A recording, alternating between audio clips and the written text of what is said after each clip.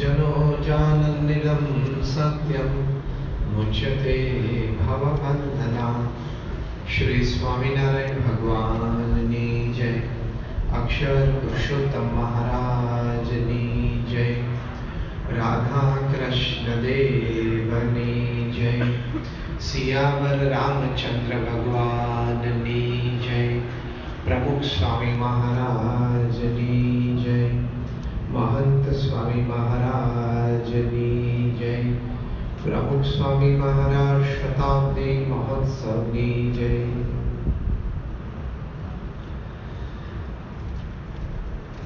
उत्तर आफ्रिकाના જંગલો માટે કહેવત છે કે when every morning the sun rises,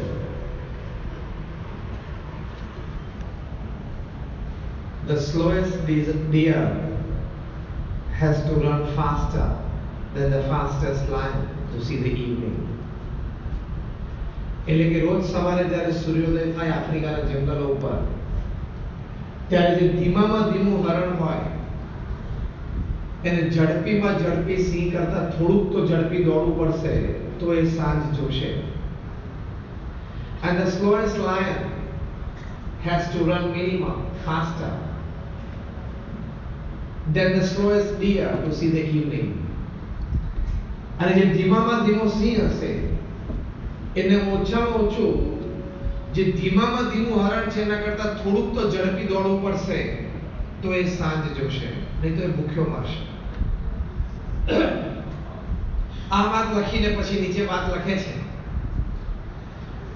so whether you are the lion or the deer, when the sun rises you have to run. કે તમે સિંહ હો કે હરણ હો, પણ સૂર્યોદય થાય ત્યારે દોડવું તો પડે જ. 7 અબજની આ વસ્તી પૃથ્વી ઉપર છે. ભગવાને આ કુદરતીના ક્રમ માટે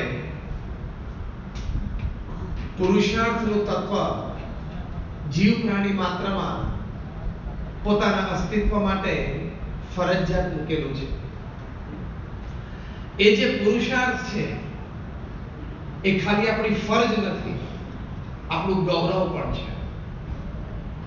Intense hard work is not just a human duty, it's a human dignity. પશુ પંખીમાં પણ પુરુષાર્થ છે, મનુષ્યમાં પણ પુરુષાર્થનું કર્તવ્ય ભગવાને મૂકેલું છે. એક પુરુષાર્થનું કર્તવ્ય જો આપણે યથાર્થ સમજીએ તો there is no limit. તમારા જીવનમાં કોઈ લિમિટ નથી કે તમે કઈ કક્ષા સુધી પહોંચી શકો.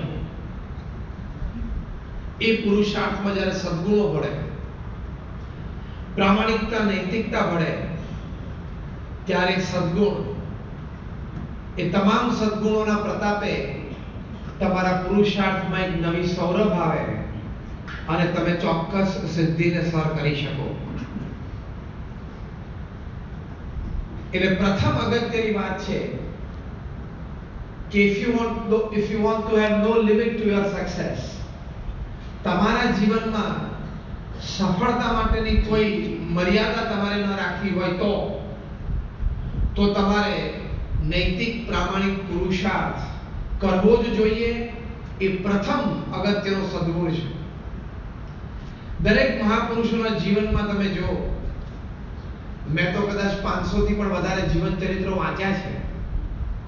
From Stephen Covey to Og Mandino to Nelson Mandela to Mahatma Gandhi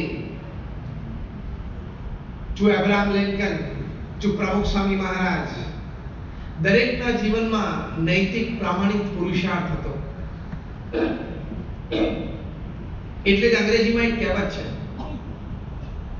લોંગફેલો એક સરસ વાત કરી છે કે the heights attained and kept by great personalities were not attained by sudden flight, but they while their companions slept were toiling upwards at night.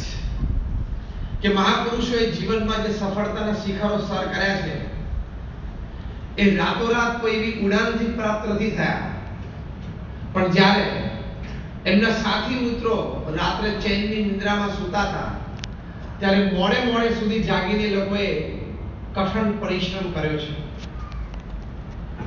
તો intense hard work, મૂલ્યવાન પુરુષાર્થ એ જીવનમાં સફળતાની મુખ્ય ચાવી છે. If you know this limit, there is no limit to your success. તમે બધાએ સચિન તેંડુલકરને રમતા જોયા છે. કેટલાય જોયા છે? હાથ ઊંચા કરો. બધાએ જોયા છે. સચિન તેંડુલકરે જ્યારે 20 વર્ષ ઇન્ટરનેશનલ ક્રિકેટમાં પૂરા કર્યા, મુંબઈમાં ટાઈમ્સ ઓફ ઇન્ડિયાનો ઇન્ટરવ્યુ લીધો. એ ઇન્ટરવ્યુ અંતર્ગત એમને એક સુંદર પ્રશ્ન પૂછવામાં આવ્યો કે what is the secret of your success? તમારી સિદ્ધિનું રહસ્ય શું છે? કારણ કે કોઈ પણ ક્ષેત્રમાં, એસ્પેશિયલી સ્પોર્ટ્સમાં 20 વર્ષ સુધી આંતરરાષ્ટ્રીય કક્ષાએ પરફોર્મન્સ આપવું એ કોઈ સામાન્ય વાત ન ગણાય. એમાં ટ્રેમેન્ડસ ફિઝિકલ ફિટનેસ જોઈએ,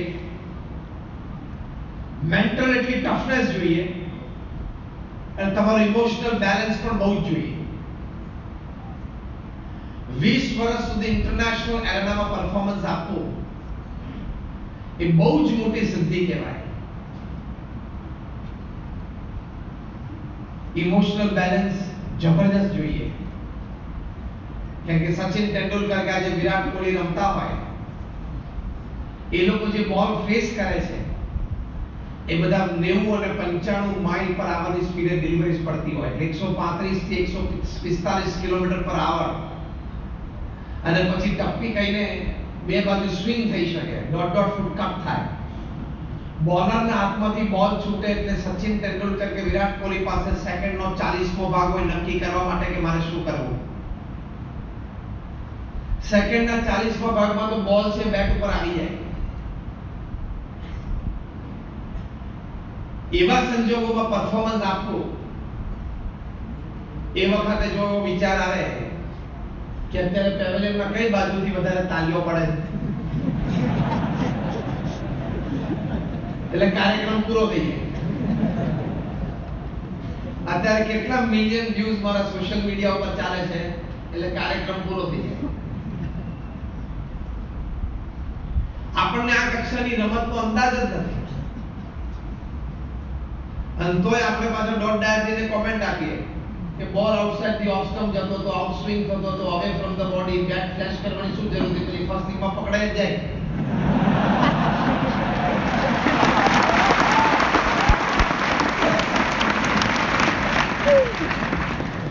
હવે તું આખી જિંદગી કોલસાથી કોકની દિવાલ ઉપર 3 સ્ટમ્પ દોરીને ક્રિકેટ રમી મોટો થયો.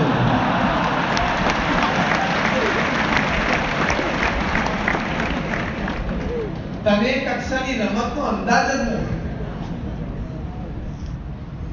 અને તું લેંગો પહેરીને પગ લાંબા કરીને ટીવી સામે જોતો જોતો વિરાટ કોહલીની બેટિંગ ઉપર કોમેન્ટ આપે, રમતા જ નથી આપણે.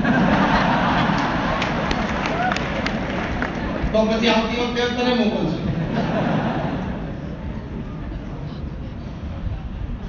આપણે અહીંયા બેઠા છે, કોઈને અનુભવ નથી કે 145 કિલોમીટર પર આવરની ડિલિવરી ફેસ કરવી એટલે શું. 50,000 માણસ તમારી સામે આમ જોતા હોય ને તાલીઓ વગાડતા હોય વખતે 50,000 ને બોલીને બોલની લાઈન એન્ડ લેન્થ જોવી, એ કોન્સન્ટ્રેશન એટલે શું. 10મા કે 12મા ધોરણમાં વિદ્યાર્થીઓને જ્યારે હું વાત કરું ત્યારે એમને કહું છું કે તમે તમારી બોર્ડ એક્ઝામના છેલ્લા 3 મહિનામાં તમે જ્યારે 10-10 12-12 કલાક વાંચતા હો, છેલ્લા 3 મહિનામાં એકાગ્રતામાં તમારે જેટલી શક્તિની જરૂર પડે એટલી વિરાટ કોહલી જો એક દિવસ રમે તો એને એટલી શક્તિની જરૂર પડે, એટલું કોન્સન્ટ્રેશન જોઈએ.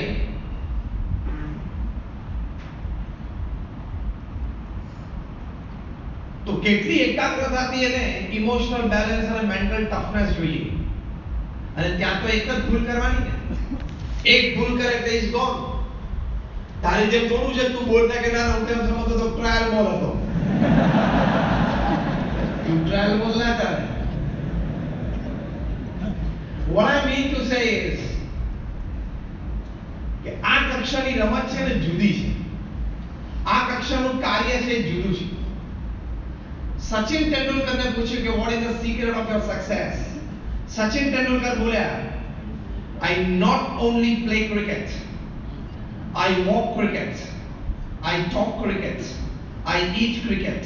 I drink cricket. I sleep cricket. It's cricket, cricket, cricket 24/7. 24 કલાક મારા મનમાં આ જ વિચાર વરે છે. આને કહેવાય પ્રચંડ પુરુષાર્થ. તો જ જીવનમાં આ કક્ષાની સિદ્ધિ પ્રાપ્ત થાય. પરીક્ષા નજીક આવશે ત્યારે જોઈ લેશું, નોટિસ બોર્ડ ઉપર કાર્યક્રમ મુકાય પછી જોઈ લેશું, વાંચી લેશું. એવા એટીટ્યુડ્સ હોય એટલે માંડ બિચારો બીકોમ થાય પછી 6000 ની નોકરી માટે લાઈનમાં ઊભું રહેવું પડે.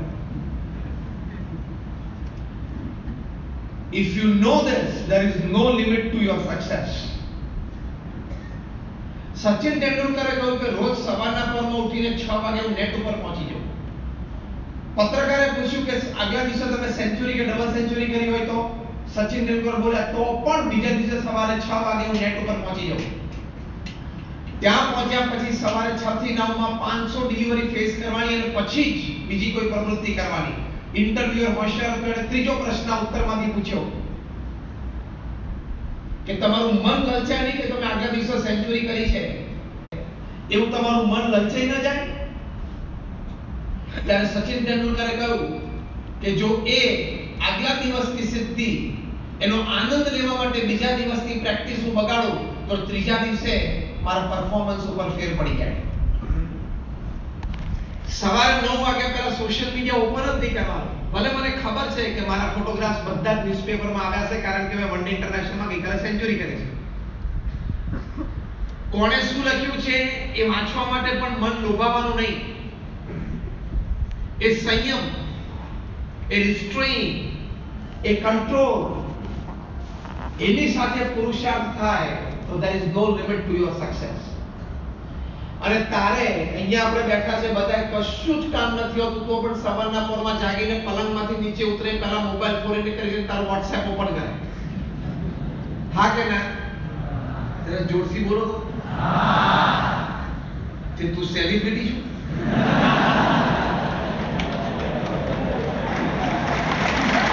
સેલિબ્રિટી તો નથી અને તારે ઇન્સ્ટાગ્રામ ઉપર કઈ 1.5 મિલિયન ફોલોઅર્સ છે, તને કોઈ ઓળખતું જ નથી. અને તું પાછો રાજી થાય સવારના પોરમાં મેં WhatsApp ખોલ્યો 120 ચેટ્સ અને 150 મેસેજીસ પણ એમાં 90% તો ગુડ મોર્નિંગ ના ફૂલડા જ હોય છે. અને મારું એક જ ફૂલનું તમે ગમે એટલે પાછું ફોરવર્ડ જવા દે અને 3 દિવસે ફરતું નડિયાદ લાંબેલ ને આણંદ ને અમદાવાદ થઈને પાછું નડિયાદ આવે. એમાં બપોરે એક જ દાડો કોક નવરો હોય તો કઈ ક્રોપિંગ કરે ચોપિંગ કરે પાછું આગળ જવા દે. Intense hard work is a different story. Value based hard work is a different story. It counts. એની કિંમત થાય એ દ્વારા ઊંચી સફળતા પ્રાપ્ત થાય. પ્રધાનમંત્રી ઇન્દિરા ગાંધી ઘણી વખત કહેતા કે કઠોર પરિશ્રમનો કોઈ વિકલ્પ નથી. જબરદસ્ત પુરુષાર્થ વ્યક્તિ મૂલ્યવાન પુરુષાર્થ કરે સફળતા મળે જ. There is no limit to success. પ્રમુખ સ્વામી મહારાજ એમના જીવનમાં કેટલો પ્રચંડ પુરુષાર્થ કર્યો. પોતે સંકલ્પ સિદ્ધ મહાપુરુષ હતા પણ એમના જીવનમાંથી આંખે ઉડીને વળગે એવો એક બહુ જ મોટો સદગુણ જે સ્થૂળ સ્પષ્ટ દેખાય આપણા સૌ યુવાનો માટે બહુ મોટી પ્રેરણારૂપ જે વાત છે એમના જીવનમાં મૂલ્યનિષ્ઠ પુરુષાર્થ છે. જબરદસ્ત પુરુષાર્થ એમણે કર્યો છે. કદાચ પૃથ્વી ઉપર કોઈ સંન્યાસી ત્યાગી એ પણ સમાજ માટે આટલો પુરુષાર્થ કરી શકે એની દંડી એટલે કે એનો રાહ એ પ્રમુખ સ્વામી મહારાજે સમગ્ર ત્યાગીઓને પૃથ્વી પર શીખવાડ્યો. ત્યાં સુધી વાત એ હતી કે મંચ ઉપર બેસીને કથા કરીને પારાયણ કરીને લોકો આવે ને મળે. let Muhammad come to the mountain. પ્રમુખ સ્વામી decided let mountain go to Muhammad. સાંજે તો લોકો મારી પાસે સત્સંગ સભામાં આવશે પણ દિવસે હું એમની પાસે જાઉં, હું પધરામણી કરું, હું એમને મળું. આજે જે કંઈ બીએપીએસ સંસ્થાનો આ વિશ્વવ્યાપ દેખાય છે એનો યશ કોઈ એક વ્યક્તિના એક સદગુણને જતો હોય તો એ પ્રમુખ સ્વામી મહારાજનો મૂલ્યનિષ્ઠ પુરુષાર્થ છે. કેટલો પુરુષાર્થ કર્યો પ્રમુખ સ્વામી મહારાજે. એમના જીવનકાળ દરમિયાન પ્રમુખ સ્વામી મહારાજ દુનિયાના 60 દેશોમાં 18,000 ગામડાઓમાં જાતે ગયા. જાહેર જીવન જીવનારી કોઈ પણ વ્યક્તિને તમે પૂછજો કે 18,000 ગામડાઓમાં જવું એટલે શું? પ્રમુખ સ્વામી મહારાજની ઉંમર જ્યારે 65 હતી, 68 હતી, 70 હતી ત્યારે અમે અને આ વડીલ સંતો અહીંયા બેઠા છે એ લોકોએ તો બહુ જ પ્રમુખ સ્વામી મહારાજને રાત્રે 11 વાગ્યા સુધી અને 12 વાગ્યા સુધી આદિવાસીઓના ઝૂંપડામાં ઘરે ઘરે કુટુંબને મળતા જોયા છે. એ લોકોને નિર્વ્યસન કરતા જોયા છે. એ લોકોને સંસ્કૃત કરતા જોયા છે. એ લોકોના બાળકોને અભ્યાસ માટે સ્કૂલે મોકલવા એવી પ્રેરણા આપતા જોયા છે. કેટલો પ્રચંડ પુરુષાર્થ. લોકો એમને પોતાના વ્યક્તિગત પ્રશ્નો માટે, પારિવારિક પ્રશ્નો માટે, વ્યવસાયિક પ્રશ્નો માટે પત્રો લખતા અને એ પત્રનો સચોટ ઉત્તર અપેક્ષિત હતો. સ્પષ્ટ હા કે ના. પ્રમુખ સ્વામી મહારાજ ઉપર આવા પત્રો આવતા. એમના જીવનકાળ દરમિયાન પ્રમુખ સ્વામી મહારાજે આવા 7.5 લાખ પત્રો વાંચ્યા છે અને એનો ઉત્તર આપ્યા છે. At an unbelievable average of reading and answering more than 70 letters a day without a Sunday for 45 years. प्रचंड पुरुषार्थ.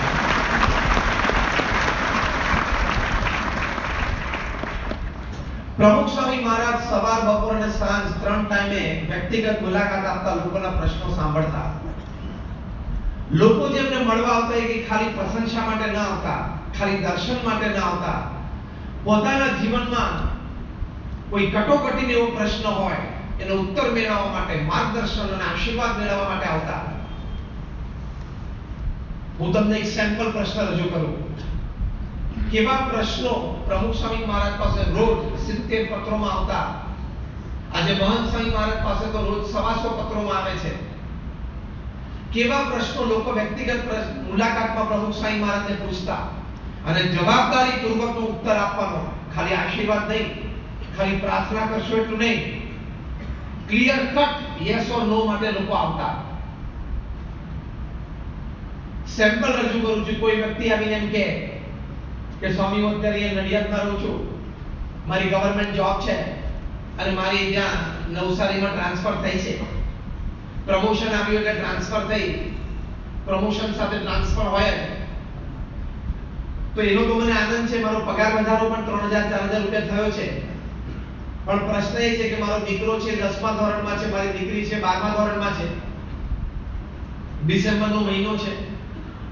હવે 2 મહિનામાં જે લોકોની બોર્ડ એક્ઝામ આવશે. જો હું ટ્રાન્સફર લઈને જાઉં ત્યાં મારા સંતાનોને નવી સ્કૂલ, નવા ટ્યુશન બધા સેટ થાય. અહીંયા કોર્સ ચાલી ગયો, ત્યાં ન ચાલ્યો હોય, અહીંયા ન ચાલ્યો હોય, ત્યાં ચાલી ગયો હોય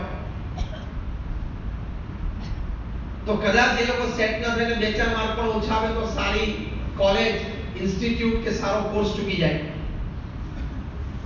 અને એને જો ધ્યાનમાં રાખવું અને અત્યારે જો હું ટ્રાન્સફર એક્સેપ્ટ ન કરું તો મારું પ્રમોશન જાય ને પછી 7 વર્ષ પછી પાછું રાઉન્ડમાં પ્રમોશન આવે. પણ મારે પગાર વધારવાની ખૂબ જરૂર છે. મારા સંતાનો હવે કોલેજમાં આવશે પણ મને ઓપ્શન છે કે જવું કે ન જવું. પાછળવાળા સંતાનોને અહીંયા નડિયાદમાં મારા કોઈ સગાવાલા નથી, મિત્રો નથી કે જેના ઘરે હું રાખી શકું. તો સ્વામી હું શું કરું? ટ્રાન્સફર લઈને નવસારી જવું કે ના જવું? હવે આ પ્રશ્ન હું તમને પૂછું છું. તમારો મિત્ર તમને આવો પ્રશ્ન આપી મૂંઝવણ રજૂઆત કરે તો તમે એને શું જવાબ આપો? અઘરું છે. પ્રમુખ સ્વામી મહારાજ પાસે વ્યક્તિગત મુલાકાતમાં રોજ સવારે 500, બપોરે 500 અને સાંજે 500 વ્યક્તિ આવતા. આવા જ પ્રશ્નો લઈને આવે અને ઓન ધ સ્પોટ પ્રમુખ સ્વામી મહારાજે હા કે ના પાડવાની. પ્રમુખ સ્વામી ના કહી શકે એમ કરે ભાઈ કાલ બપોર આવો, કાલ બપોરે એના જેવા 500 હોય. પ્રમુખ Swami Maharaj has to clearly say a clear cut yes or a clear cut no કે તું ટ્રાન્સફર લઈને જા અથવા ન જા. અને પાછળ એના ઘરે એમના પત્ની અને સંતાનો રાહ જોઈને બેઠા હોય કે પ્રમુખ સ્વામી મહારાજની આજ્ઞા શું થશે. આપણા મિત્ર આપણને આવો પ્રશ્ન પૂછે તો આપણે એટલું કહીએ તું એમ કરે નક્કી કરીને પછી તો હું છું, પણ પછી તને કરવાનો શું? ચાંદલા કરવાના? આ નિર્ણય નથી લેવા દેવાનો પ્રશ્ન છે. આપણે અહીંયા જેટલા બેઠા છીએ ને આ સભા મંડપમાં અત્યારે આપણા જીવનમાં જે 5 10 15 જટિલ પ્રશ્નો આવશે જેની મૂંઝવણ આપણને ખૂબ થશે એવા તમામ પ્રશ્નો પ્રમુખ સ્વામી મહારાજ એક અઠવાડિયામાં એનો ઉત્તર આપતા. કેટલો પ્રચંડ મૂલ્યવાન પુરુષાર્થ પ્રમુખ સ્વામી મહારાજે આ સંસ્થાના વિકાસ માટે કર્યો છે. તો દરેક મહાપુરુષોના જીવનમાં વાત છે. પ્રમુખ સ્વામી મહારાજ એમના જીવનમાં 1100 નાના મોટા મંદિરો બનાવ્યા, 3.5 લાખ ઘર, ઓફિસ, ફેક્ટરી કે શોપમાં પધરામણી કરી. અમારા જેવા 1100 સંતોને દીક્ષા આપી, જેમાં 750 થી પણ વધારે સંતો graduate, post graduate, chartered accountant, doctors ને એન્જિનિયર્સ છે. એમાંથી કદાચ 100 થી પણ વધારે સંતો બોર્ન અમેરિકન અને બ્રિટિશ સિટીઝન છે. એમાંથી કદાચ 50 થી પણ વધારે સંતો Stanford, Harvard, Oxford, Carnegie Mellon, Yale, Kellogg એ જેવી ઇન્સ્ટિટ્યૂટ્સમાંથી ગ્રેજ્યુએટ થયા છે. આ તો મેં તમને એટલા માટે કહ્યું તમને એમ ન થાય કે નહીં ફાવ્યું હોય, નહીં ગમ્યું હોય, નહીં જાણ્યું હોય તો દરિયા આવી ગયા છે.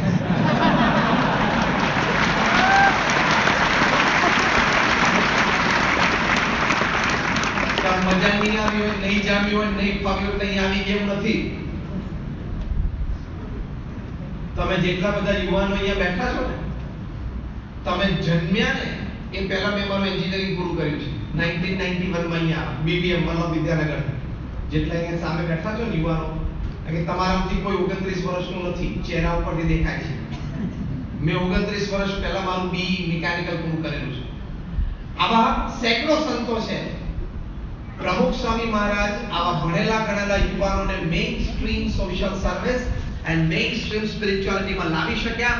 એ પ્રમુખ સ્વામી મહારાજના જીવનની બહુ જ મોટી સફળતા કહેવાય. આટલી સફળતા પ્રમુખ સ્વામી મહારાજ આવી શક્યા. ગાંધીનગરમાં અક્ષરધામ છે, દિલ્હીમાં અક્ષરધામ છે, અને અક્ષરધામના લેવલના કેમ્પસ બીજા 4 બની રહ્યા છે અત્યારે. Robbins village, New Jersey, America 265 acre ઉપર 2021 માં ઓગસ્ટમાં ઓપન થશે.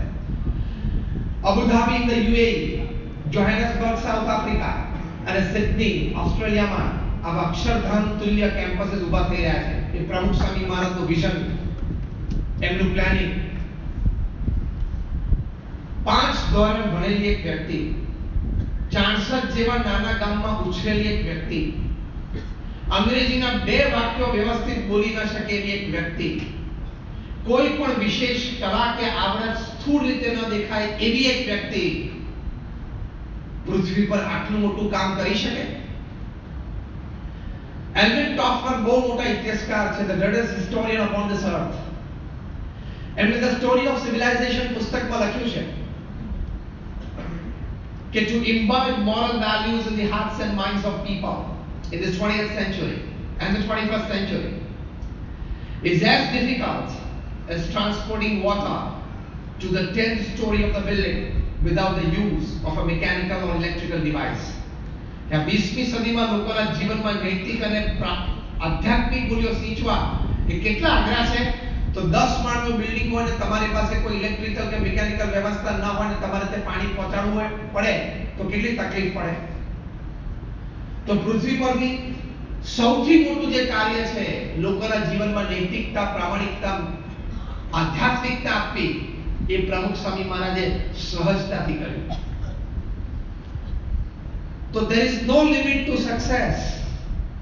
કોઈ લિમિટ નથી, કોઈ મર્યાદા નથી જો તમે મૂલ્યવાન પુરુષાર્થ કરવાનું નક્કી કરો તો. તમારી વિદ્યાર્થી અવસ્થા છે, અત્યારે વિદ્યા પ્રાપ્તિ એ તમારા જીવનનું મુખ્ય લક્ષ્ય છે. કેમ તમને એટી આવે? તમે કેમ 8 કલાક, 10 કલાક, 12 કલાક, 14 કલાક, 16 કલાક કેમ વિદ્યા અભ્યાસ નથી કરતા?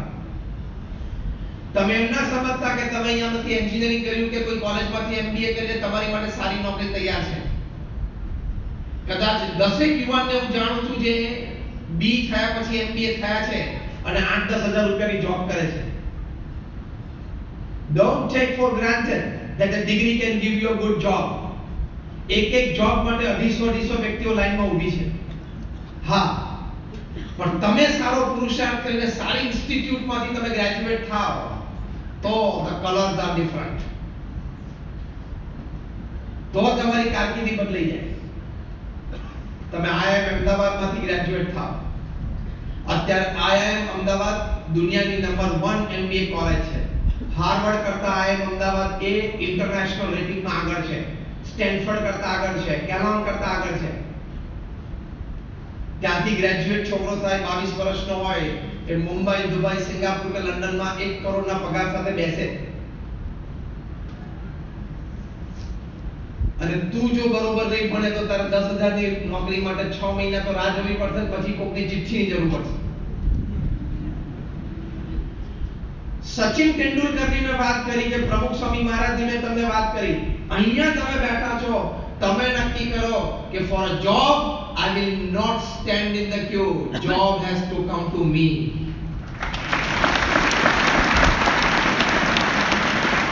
નોકરી માટે હું લાઈનમાં નહીં ઉભો રહું. નોકરી માટે હું લાઈનમાં ઉભો નહીં રહું. નોકરી મને શોધતી આવી જોઈએ. આઈઆઈએમ અમદાવાદના છોકરાઓ લાસ્ટ સેમિસ્ટરમાં હોય ત્યારે જાયન્ટ મલ્ટીનેશનલ કોર્પોરેશન્સના એક્ઝિક્યુટિવ્સ આવે કે sir please will you accept our offer, sir please you will work with me. એટલે પેલો કેન્ટીનમાં સમોસા ખાતા ખાતા બોલે કે કેટલો પગાર આપવાનો? એટલે પેલો કે સર 80 લાખનો પગાર આપશું વર્ષે. તો કે સોરી નોટ ઇન્ટરેસ્ટેડ. આ તાકાત હોવી જોઈએ.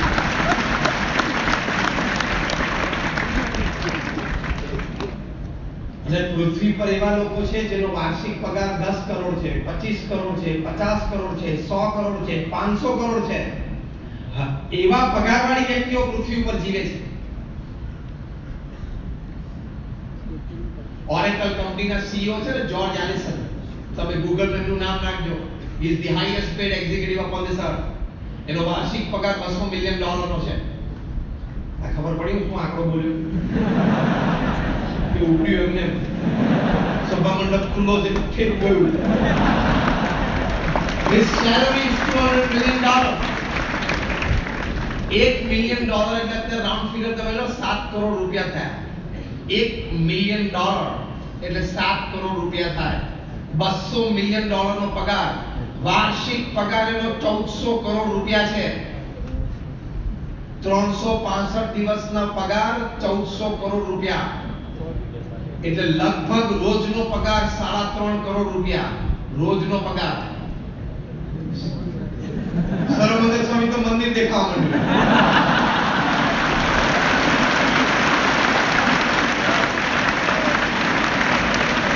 પર ડે આ હું સંપૂર્ણ જાગૃત અવસ્થામાં બોલું છું. જાગૃત અવસ્થામાં છું. એક દિવસનો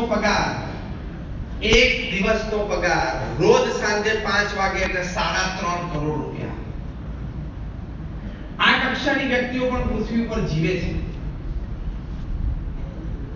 There is no limit to your success, to your earning, if you decide for an honest, ethical hard work.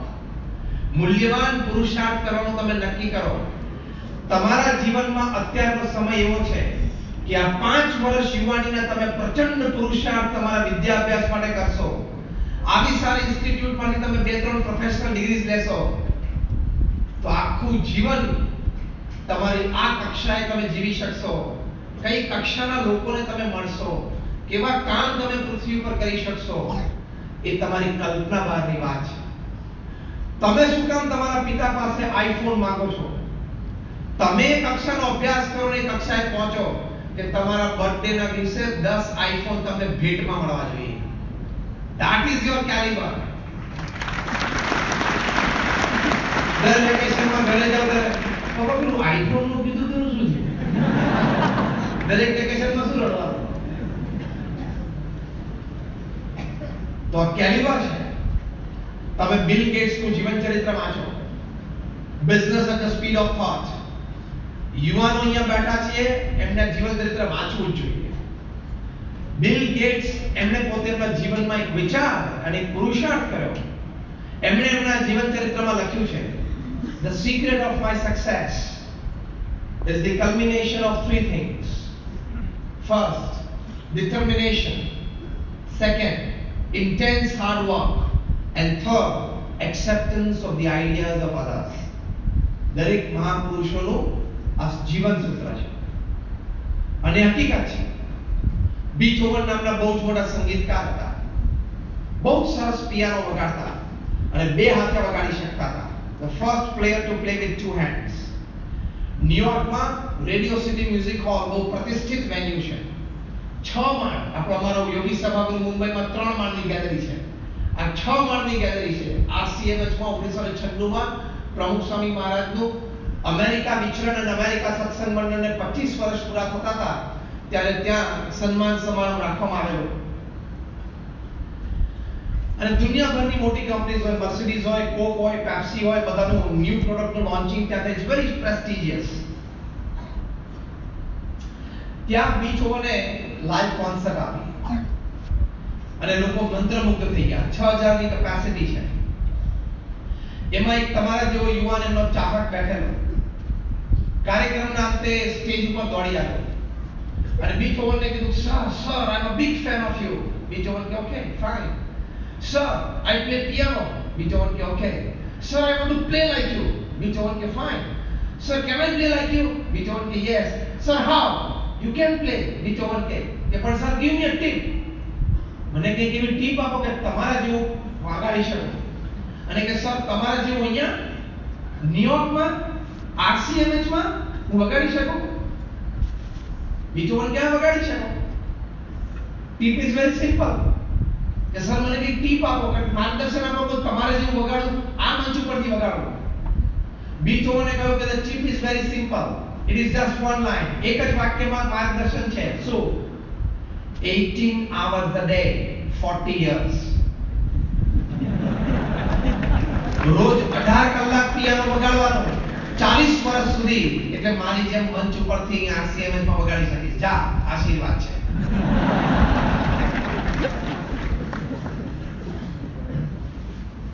એટલે તમારે કોઈએ મનમાં એવો સંકલ્પ નહીં રાખવાનો કે ક્યાંક જો નસીબ ફળી જાય તો મોટો ધંધો ગોઠવાઈ જશે. એવી હજારો વ્યક્તિમાં એકાદાને થાય છે અને ગોઠવાયા પછી પણ એને મેન્ટેન કરવા માટે એને પુરુષાર્થ તો કરવો જ પડે છે. તમારા પડોશમાં કોઈ વ્યક્તિ હોય કે તમારા સિનિયર હોય એ ઓછી મહેનતે કંઈક જીવનમાં આગળ વધી ગયા હોય અને ધનાઢ્ય બની ગયા હોય, એનું ઉદાહરણ તમે જીવનમાં ક્યારે લેતા નહીં. એવી હજારોમાં એક વ્યક્તિ હોય, એના જીવનમાં એ વાતની સફળતા મળી એટલે તારા જીવનમાં પણ તને મળશે એની કોઈ જ ગેરંટી નથી. યસ ઓર નો? તો આપણે હંમેશા આપણા પગમાં તાકાત રાખવી. આપણને જે ભગવાને બુદ્ધિ, શક્તિ, કળા આપી હોય એમાં આપણે તાકાત રાખવી. એ આ પૃથ્વી પરનો અસ્તિત્વનો સિલસિલો છે અને આપણી માટે પણ એ બંધનકારી છે. એટલે કે આપણે પણ એને આધીન છીએ. So if you decide,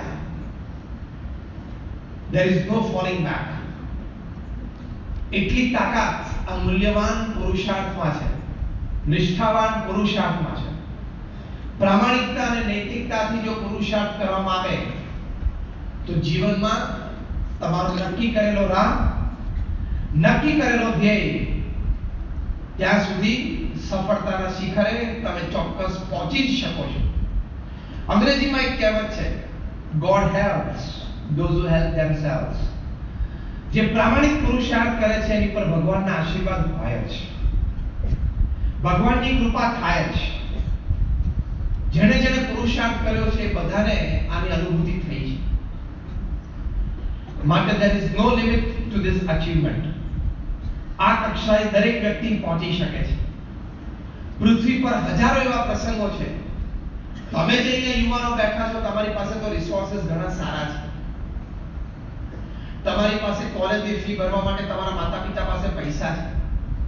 તમને કદાચ અહીંયા હોસ્ટેલમાં રાખવા માટેની વ્યવસ્થા તમારા માતા-પિતાએ કરી છે અને તમને પણ એક સારી વ્યવસ્થા આ એક શહેરમાં મળી છે. તમને એક સારી ઇન્સ્ટિટ્યૂટ, સારા પ્રોફેસર્સ, ટીચર્સ મળ્યા છે, એક સારી વ્યવસ્થા મળી છે. ઘણા બધા મહાપુરુષો હતા જેની પાસે આ વ્યવસ્થા નથી, છતાં એમણે જીવનમાં બહુ જ મોટું કામ કરી બતાવ્યું. બીજો એક દ્રષ્ટિકોણ તમારે સમજવાનો કે તમારા આંખ, કાન એ હંમેશા જાગૃત રાખવા. હું ઘણી વખત કોર્પોરેટ સે વાત કરું ત્યારે એમને કહું છું, the amount of oxygen atoms in air the amount of water droplets in sea, more than that, there are opportunities on land for jobs, for businesses, for money. તમે તમારા આંખ, કાન, બુદ્ધિ કાયમ સતેજ રાખો તો તમને ઘણી બધી વાત મળી જશે. ઘણા બધા વિચારો આવતા હોય, કારણ કે આ પૃથ્વી, આ વાતાવરણ અને આ મનુષ્ય આપણી આજુબાજુના એ વિચારોથી ભરેલા છે. એના વાઇબ્રેશન્સ હોય, એના વાઇબ્સ હોય અને તમને અસર કરી જાય. તો તમારે તમારી લિમિટ જો તમને ખબર હોય કે મારી આ કક્ષા સુધીની લિમિટ છે, નો લિમિટ, KNOW, નો લિમિટ એટલે તમારી મર્યાદાઓની વાત નથી કરતો, હું અમર્યાદિતની વાત કરું છું કે if you know your limit, કે હોરાઇઝોન સુધીની મારી લિમિટ છે, તો there is no limit to your success. તમારા જેવો એક યુવાન સેકન્ડ યર એન્જિનિયરિંગમાં ભણતો હતો. મુંબઈની વાત છે, મુંબઈમાં મલાડ વિસ્તાર છે, ત્યાંનો પ્રસંગ છે. કોલેજ જવા માટે એ બસ સ્ટેન્ડ પર ઉભેલો. ત્યાં પ્રસંગ એવો બન્યો કે સવારના પોરમાં કોઈ 28-30 વર્ષના બેન, માતૃશ્રીના નાના બાળકને, 3-4 વર્ષનો બાળક, એને સ્કૂટર ઉપર લઈને સ્કૂલ બસ પણ ત્યાં જ ઊભી રહેતી હશે, મૂકવા માટે આવ્યા. પણ સવારનો 7-7:15 નો સમય, સવારની બધી પ્રવૃત્તિઓ ઘરમાં, એટલે જરા રંગવાયા હતા, મોડું થઈ ગયું હશે. સ્કૂલ બસ આવી ત્યાં જેટલું સ્કૂટર આપ્યું એટલે તરત ઉતર્યા, પાર્ક કર્યું, નાના બાળકને દોડીને તેડીને કંડક્ટરને હાથમાં આપ્યો. પેલો બાળક એકદમ નાનો, 3-4 વર્ષનો, બેગ ભરાવેલી હતી. અને જ્યાં સુધી આમ ઉપર ચડ્યો ત્યાં સુધીની માતા રઘવાઈ થઈને આમ જોઈ રહેલી, કેવું મારો બાળક ગયો ઉપર ગયો, બેઠો અને વ્યવસ્થિત એ સીટ પર બેઠો ત્યાં સુધી આમ જોઈ રહેલા. અને પછી બાળક બેઠો એટલે હાશ થઈ અને પછી કે બરોબર બેસજે, ઊભો ના થતો, ઇન્સ્ટ્રક્શન્સ આપવા માંડ્યા. આ યુવાને જોયું એટલે વિચાર આવ્યો કે રોજ સવારના પોરમાં નાના બાળકોને એના માતા કે એના પિતા મૂકવા માટે આવતા હોય સ્કૂલે કે સ્કૂલ બસમાં. સવારે સાહજિક છે વહેલું મોડું થતું હોય તો બધા આવા રઘવાયા થતા હશે. પછી ચિંતા રહેતી હોય કે સ્કૂલે પહોંચી ગયો કે બેઠો હશે કે નહીં, કેન આઈ હેલ્પ, હું આમાં કંઈ મદદરૂપ થઈ શકું કે. આપણે જો એની જગ્યાએ બસ સ્ટેન્ડ ઉપર ઉભા હોય તો વહેલું આવવું જોઈએ, દોડાદોડ કરે છે ખોટી.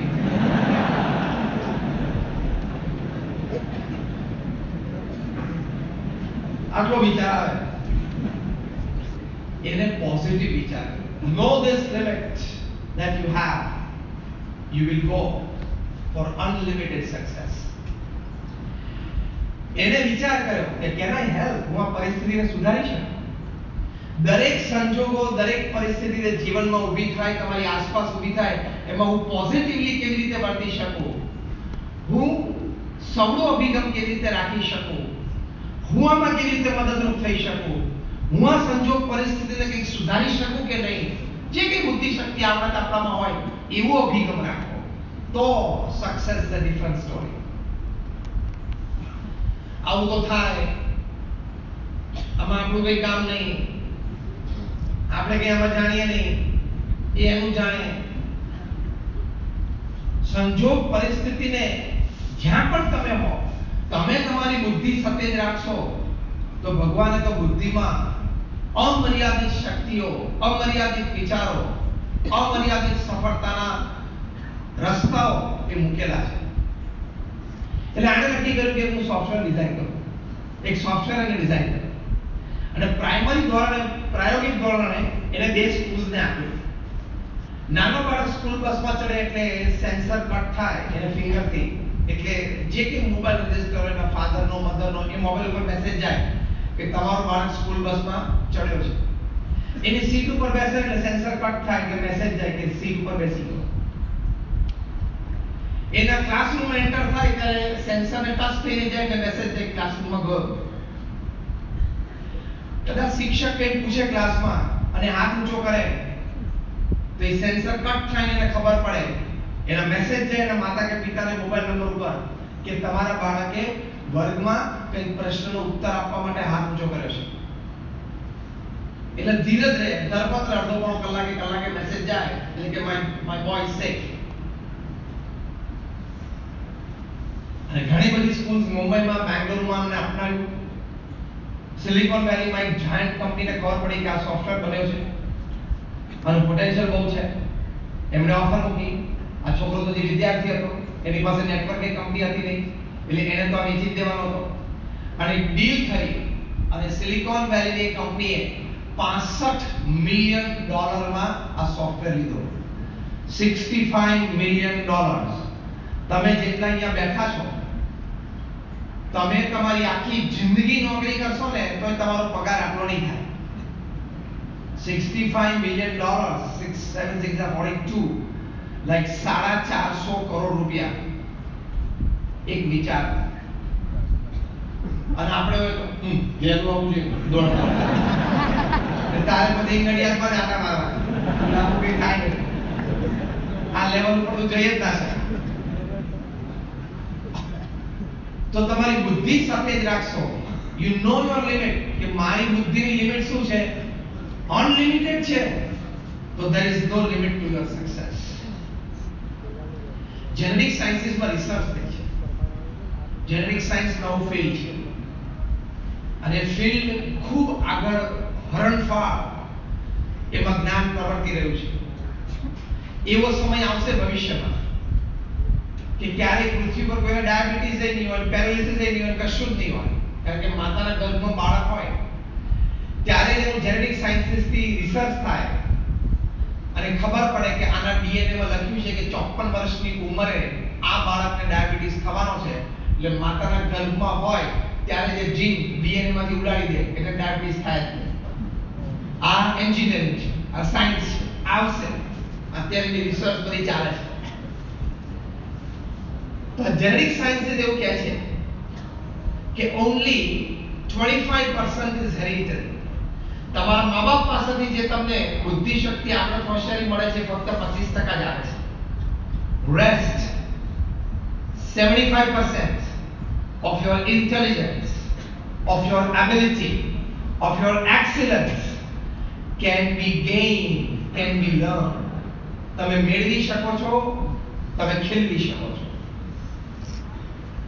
તો એ હકીકત છે. તો આવી રીતે there is no limit to your success. unimaginable heights તમે મેળવી શકો છો. પણ એમાં the second story of knowing your limit, આપણે આપણી મર્યાદાઓ પણ જાણવી જોઈએ. આપણે નીતિ નિયમને પણ જાણવા જોઈએ. આપણે સિદ્ધાંતોને પણ જાણવા જોઈએ કે આ મર્યાદાને મારે ઉલ્લંઘાય નહીં. ગમે તેવી તક મળતી હોય પણ આ મર્યાદા એની બહાર મારે પગ ના મુકાય. ગમે તેવી સિદ્ધિ મને સ્પષ્ટ દેખાતી હોય પણ આ કુંડાળાની અંદર મારે પગલું ના મુકાય. that also is called no limit. KNOW, no limit. એ પણ આપણે જાણી રાખવું જોઈએ. તો તમારી મેળવેલી સફળતા સ્થિર રહેશે. અંગ્રેજીમાં એક કહેવત છે, એ કહેવત બહુ સમજવા જેવી છે. એ કહેવતમાં એમ કહે છે કે your academics, your talent, your intelligence, your experience, your know-how, your support systems, your platforms, it can open any gate for you, but only your character will keep that gate open. તમારી આવડત, બુદ્ધિ, શક્તિ, હોશિયારી તમારી માટે કોઈ પણ દરવાજો ખોલી નાખશે, પણ તમારું ચારિત્ર, નીતિ નિયમ, સિદ્ધાંત સાથેનો તમારો પ્રેમ એ જ તમારી માટે દરવાજો ખુલ્લો રાખી શકશે. પ્રમુખ સ્વામી મહારાજ આ વાત બહુ જ કરતા. પ્રમુખ સ્વામી મહારાજ આ વાત કરતા કે નીતિ નિયમ અને સિદ્ધાંતને નેવે મૂકીને કોઈ દિવસ કોઈ પ્રવૃત્તિ કે ક્રિયા કરવી નહીં. જો એમાં ચૂક આવી તો તમારી સફળતામાં બહુ જ મોટો પ્રશ્ન આવી શકે છે. ફ્રી વર્લ્ડ છે, ફોરવર્ડ વર્લ્ડ છે, ઓપન માર્કેટ છે, પણ તું ફ્રી નથી. તું નીતિ નિયમ સિદ્ધાંતથી બંધાયેલો છે. You must know this limit. If you know this, there is no limit. ઘણી વ્યક્તિઓ પૃથ્વી પર એવી છે કે જેને બહુ જ મોટી સફળતા પ્રાપ્ત કરી, પણ નીતિ નિયમ સિદ્ધાંતને કોક ઠેકાણે નેવે મૂક્યા તો એમને જીવનમાં બહુ જ મોટો પ્રશ્ન આવે. તમે પણ ભવિષ્યમાં કોઈ સારી જગ્યાએ નોકરી ધંધો વેપાર કરતા હશો, તમને પણ ભવિષ્યમાં ખૂબ સારી તકો મળશે. એવા પણ પ્રસંગો તમારા જીવનમાં આવશે કે જ્યારે થોડુંક ખોટું કરવાથી તમને બહુ જ મોટો લાભ થતો હોય. તમે થોડુંક ખોટું કરશો તો ઘણા બધા પૈસા પ્રાપ્ત થાય એવી તકો તમને પણ મળશે. તમે એમાં લલચાઈ પણ જશો, પણ જો એ વખતે તમે સંયમ રાખી શકશો તો તમે સ્થિર અને સુરક્ષિત રહેશો. જો તમે સંયમ નહીં રાખી શકો તો સ્થિરતા પણ જશે અને તમે અસુરક્ષિત થઈ જશો. You can become zero from hero within seconds. બહુ જ મોટા મુક્કાબાજ હતા માઇક ટાયસન. 20 વર્ષની ઉંમરે એ વર્લ્ડ બોક્સિંગ ચેમ્પિયન હતા. એમની પાસે બંને ટાઇટલ્સ હતા, WBC અને WBA, વર્લ્ડ બોક્સિંગ કાઉન્સિલ અને વર્લ્ડ બોક્સિંગ એસોસિએશન. એમના મુક્કા માટે કહેવાતું હતું કે એક વખત હાઇડ્રોજન બોમ્બ. અને અપોનન્ટ્સને એ 10 સેકન્ડમાં હરાવતા. 12 રાઉન્ડની આ બોક્સિંગની રમત હોય. 10 સેકન્ડમાં હરાવતા, 25 સેકન્ડમાં હરાવતા, 1 મિનિટમાં હરાવતા. અને સામે વિનિંગ પ્રાઇસ કેટલું હોય? $100 મિલિયન, $150 મિલિયન 10 સેકન્ડમાં. 10 સેકન્ડની રમતની જીત $100 મિલિયન, $150 મિલિયન. આ ખબર પડે છે હું કઈ આંકડા બોલું છું? એટલે 1 સેકન્ડના $10 મિલિયન. ઘણી બધી રમતોમાં આ જીતેલા છે આ કક્ષાથી. 1 સેકન્ડના $10 મિલિયન એટલે 70 કરોડ રૂપિયા 1 સેકન્ડના. 10 સેકન્ડમાં ઓપોનન્ટને હરાવે એટલે 700 કરોડ રૂપિયા 10 સેકન્ડમાં જીતે. પણ જીવનમાં નીતિ નિયમ ન રહ્યા, જીવનમાં નિયમ ધર્મ ન રહ્યા.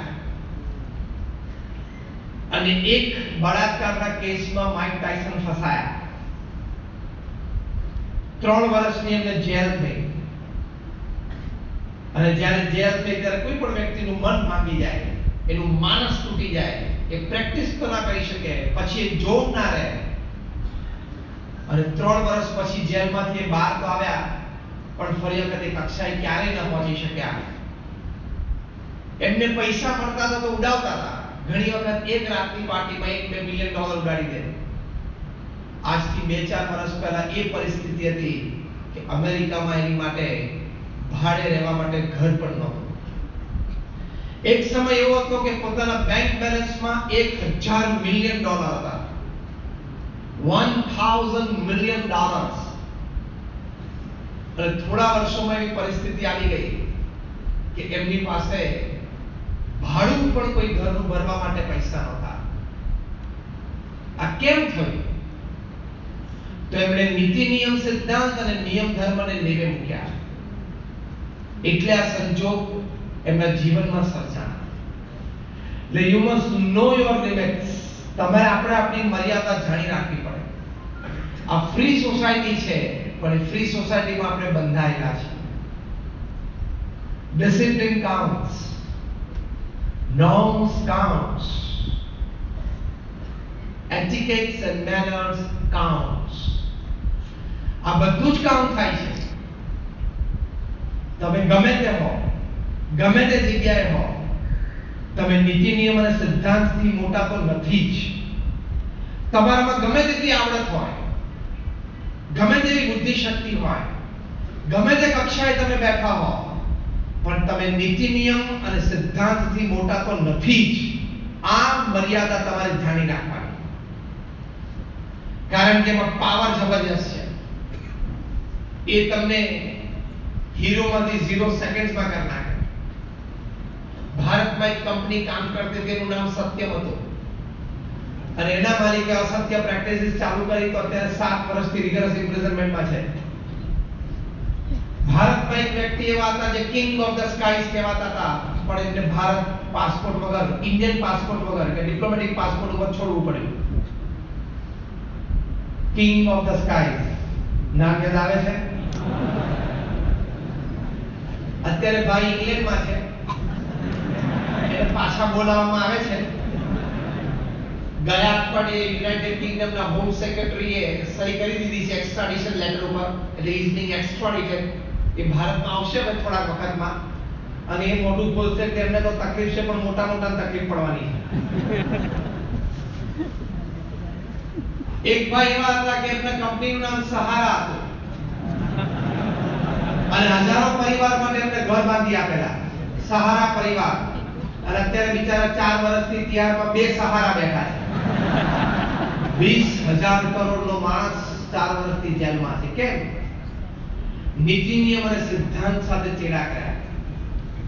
ભારતના એક બહુ સારા પેસ બોલર હતા, સ્પોટ ફિક્સિંગ માં આવી ગયા. તમને નામ ખબર હશે, બધા નામ બોલ્યા. કેવી મજા આવી તરકીબો શોધી લાવ્યા. T20 ઇન્ટરનેશનલ રમાય, હવે બધી આઈપીએલ શરૂ થશે, અને આ વર્ષે તો વર્લ્ડ કપ પણ છે. T20 માં 20 ઓવર હોય. તમે બધા ક્રિકેટ રમો છો એટલે તમને ખબર હશે. T20 માં કોઈ પણ બોલરને મેક્સિમમ 4 ઓવર હોય, અને 5 બોલરનો તમારો ઉપયોગ કરવો પડે મિનિમમ. અને સ્પીયર અને અટેક વાળાને કોઈ પણ કેપ્ટન પહેલી 2 ઓવર આપે, અને બીજી 2 ઓવર માટે છેલ્લી ઓવરમાં લઈ જાય. 17 ને 19 અને 18 કે 20 રન ખવડાવે, જેની ગેમની પરિસ્થિતિ. સેકન્ડ સ્પેલ માટે આ વ્યક્તિ જ્યારે બોલિંગ નાખવા માટે આવે, એમાં નક્કી થયેલું હોય બુકીઓ સાથે કે હું આ ઓવરમાં 20 રન આપીશ. નોર્મલી આપણને ખબર છે કે જે ફાસ્ટ બોલર્સ હોય બાઉન્ડ્રી લાઈન ઉપર ફિલ્ડિંગ કરતા હોય, એના કેપ્ટનને બોલાવે કે હવે આવો બોલિંગ નાખવા માટે, એટલે ત્યાંથી દોડતો આવે.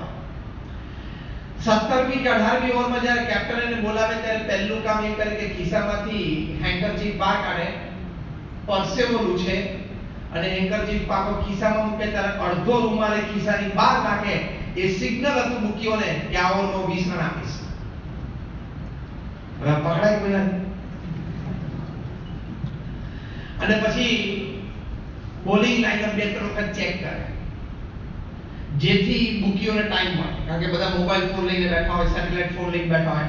શરતો વાગી ગઈ હોય કે આ મેચમાં આપણે શરત કેટલાની, તો કે 20-20 કરોડની શરત. શું શરત મારશું એ ચાલુ ગેમે આપણે નક્કી કરશું.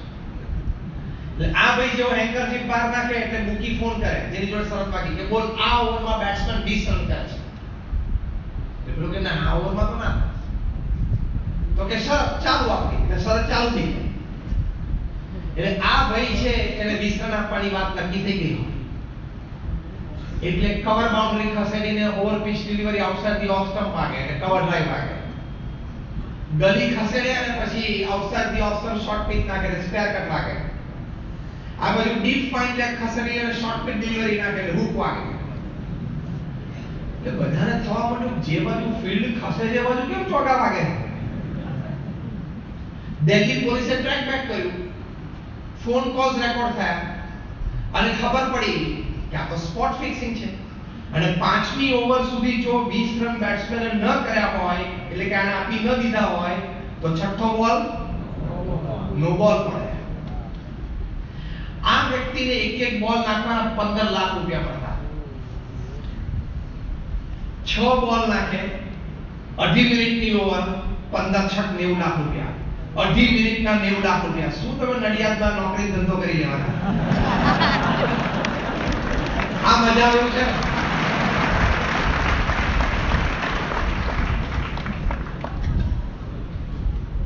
અને પાછો એક બોલ એક્સ્ટ્રા નાખવો પડે તો પાછા 15 લાખ જુદા. It's a good deal, isn't it? 6 deliveries, 2.5 minutes, 90 lakh rupees. પછી એ પકડાયા, તિહાર જેલમાં લઈ ગયા. આ થોડા વર્ષો પહેલાની જ વાત છે. તમે બધા ક્રિકેટનો આનંદ લેતા થયા, સમજતા થયા, એ વખતની જ આ વાત છે. દિલ્હી પોલીસે એમનું જ્યુડિશિયલ કસ્ટડી લીધી, પૂછપરછ કરી, થોડી કબૂલાત કરી, ના કરી, અને board of control of cricket in India BCCI નિર્ણય લીધો કે તમારે હવે જિંદગીભર ક્યારેય ક્રિકેટનો બોલ હાથમાં લેવાનો નહીં, શાંતિથી ઘરે બેસીને માળા ફેરવો. કરિયર કારકિર્દી પૂરી થઈ ગઈ, બધું જ ખોયું. He was one of the most promising bowlers of India. તો નીતિ નિયમ સિદ્ધાંતને નેવે મૂકીને કોઈ વ્યક્તિએ આજ સુધી સફળતાના શિખરો સર કર્યા નથી અને કરશે પણ નહીં. It is a de facto rule. એ કોઈ પણ સંજોગોમાં વિચલિત ન થાય એવો આ સિદ્ધાંત છે, ત્રિકાળાબાધિત છે. and it applies to all. એ બધાને લાગુ પડે છે. પ્રમુખ સ્વામી મહારાજ પૃથ્વી ઉપર કેટલું બધું વિચરણ કર્યું, લાખો લોકોને મળ્યા, 50 વર્ષ સુધી રોજ સાંજે આવી સત્સંગ સભામાં બેઠા, બાળ પ્રવૃત્તિ, યુવા પ્રવૃત્તિ દેશ પરદેશમાં વિકસાવી, 162 પ્રકારની social, cultural, moral, environmental, educational, medical activities પ્રમુખ સ્વામી મહારાજે વિકસાવી. પણ ક્યારે પોતાના નીતિ નિયમ અને સિદ્ધાંતમાંથી લેશ માત્ર વિચલિત ન થયા. જે પોતે આ વાત બોલતા કે નીતિ નિયમ અને સિદ્ધાંતને નેવે મૂકીને કોઈ દિવસ કોઈ કામ ન કરવું, એમના જીવનમાં 95 વર્ષ સુધી આપણે બધાએ જોયું છે અને સાક્ષી છીએ. તો આવી રીતે you should know your limit, then there is no limit to your success. તો તમારી સિદ્ધિ જુદી કક્ષાએ થઈ જાય. ટૂંકમાં તમારામાં ત્યાં કોઈ ઇલેક્ટ્રિકલ એન્જિનિયરિંગમાં ભણે છે, હાથ ઊંચી કરો. ઇલેક્ટ્રિકલ એન્જિનિયરિંગમાં ભણતો હોય, ડિપ્લોમા કે ડિગ્રી છે, અંદર જવા બેઠા. હું તમને દ્રષ્ટાંત આપીને વાત સમજાવું. તમે ઇલેક્ટ્રિકલ એન્જિનિયર બનો, તમને કદાચ જીબીમાં જુનિયર એન્જિનિયર તરીકે જોબ મળે, તમે પ્રમોશનથી સિનિયર એન્જિનિયર થાવ, તમે એક્ઝિક્યુટિવ એન્જિનિયર થાવ, તમે બોર્ડ મેમ્બર બનો, તમારી 30-35 વર્ષની કારકિર્દી પછી તમે કદાચ ગુજરાત ઇલેક્ટ્રિસિટી બોર્ડના ચેરમેન પણ બનો. પણ એક રવિવારે સવારે તમે શાંતિથી જ્યારે સન્ડે ટાઈમ્સ વાંચતા હો, તમારી બાજુમાં ચાનો કપ પડ્યો હોય અને તમને અચાનક આમ કેફ આવી જાય અને તમારા કોલર તમે આમ પકડો અને તમે એમ કહો કે હું તો જીબી નો ચેરમેન છું ને 35 વર્ષ સુધી આખા ગુજરાતમાં ઇલેક્ટ્રિસિટીનું ડિસ્ટ્રીબ્યુશન મેં કર્યું છે, તો મારી આંગળી હું પ્લગમાં નાખું ને આપણને કંઈ થાય નહીં. સમજી ગયા? સમજી ગયા?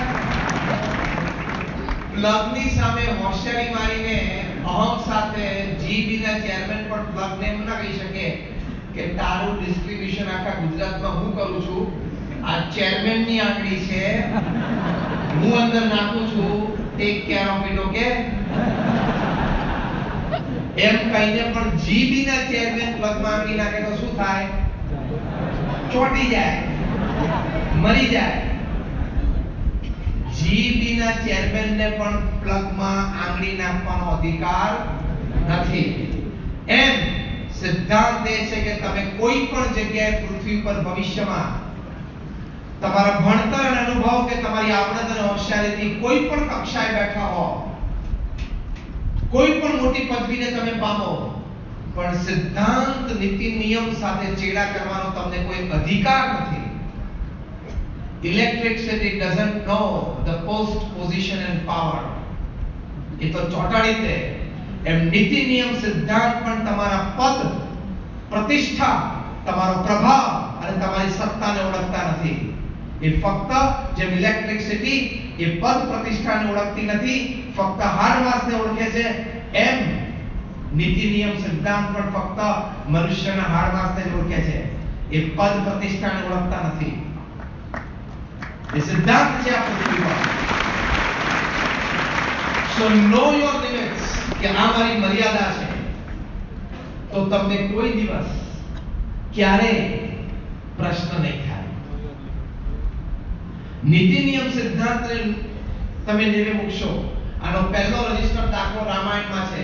લક્ષ્મણજીએ સીતાજીને કહ્યું કે આ મર્યાદાનું તમે ઉલ્લંઘન ન કરતા, આ રેખાની બહાર પગ ન મૂકતા, તો કદાચ હજારો રાક્ષસો આજુબાજુ હશે, તમારી રક્ષા થશે. પણ આ મર્યાદા તમે ચૂકશો તો તમારી રક્ષામાં પ્રશ્ન છે. અને મર્યાદા ચૂક્યા અને જીવનનો મોટો પ્રશ્ન આવ્યો. થયો ને? The first official kidnap case recorded was Sita.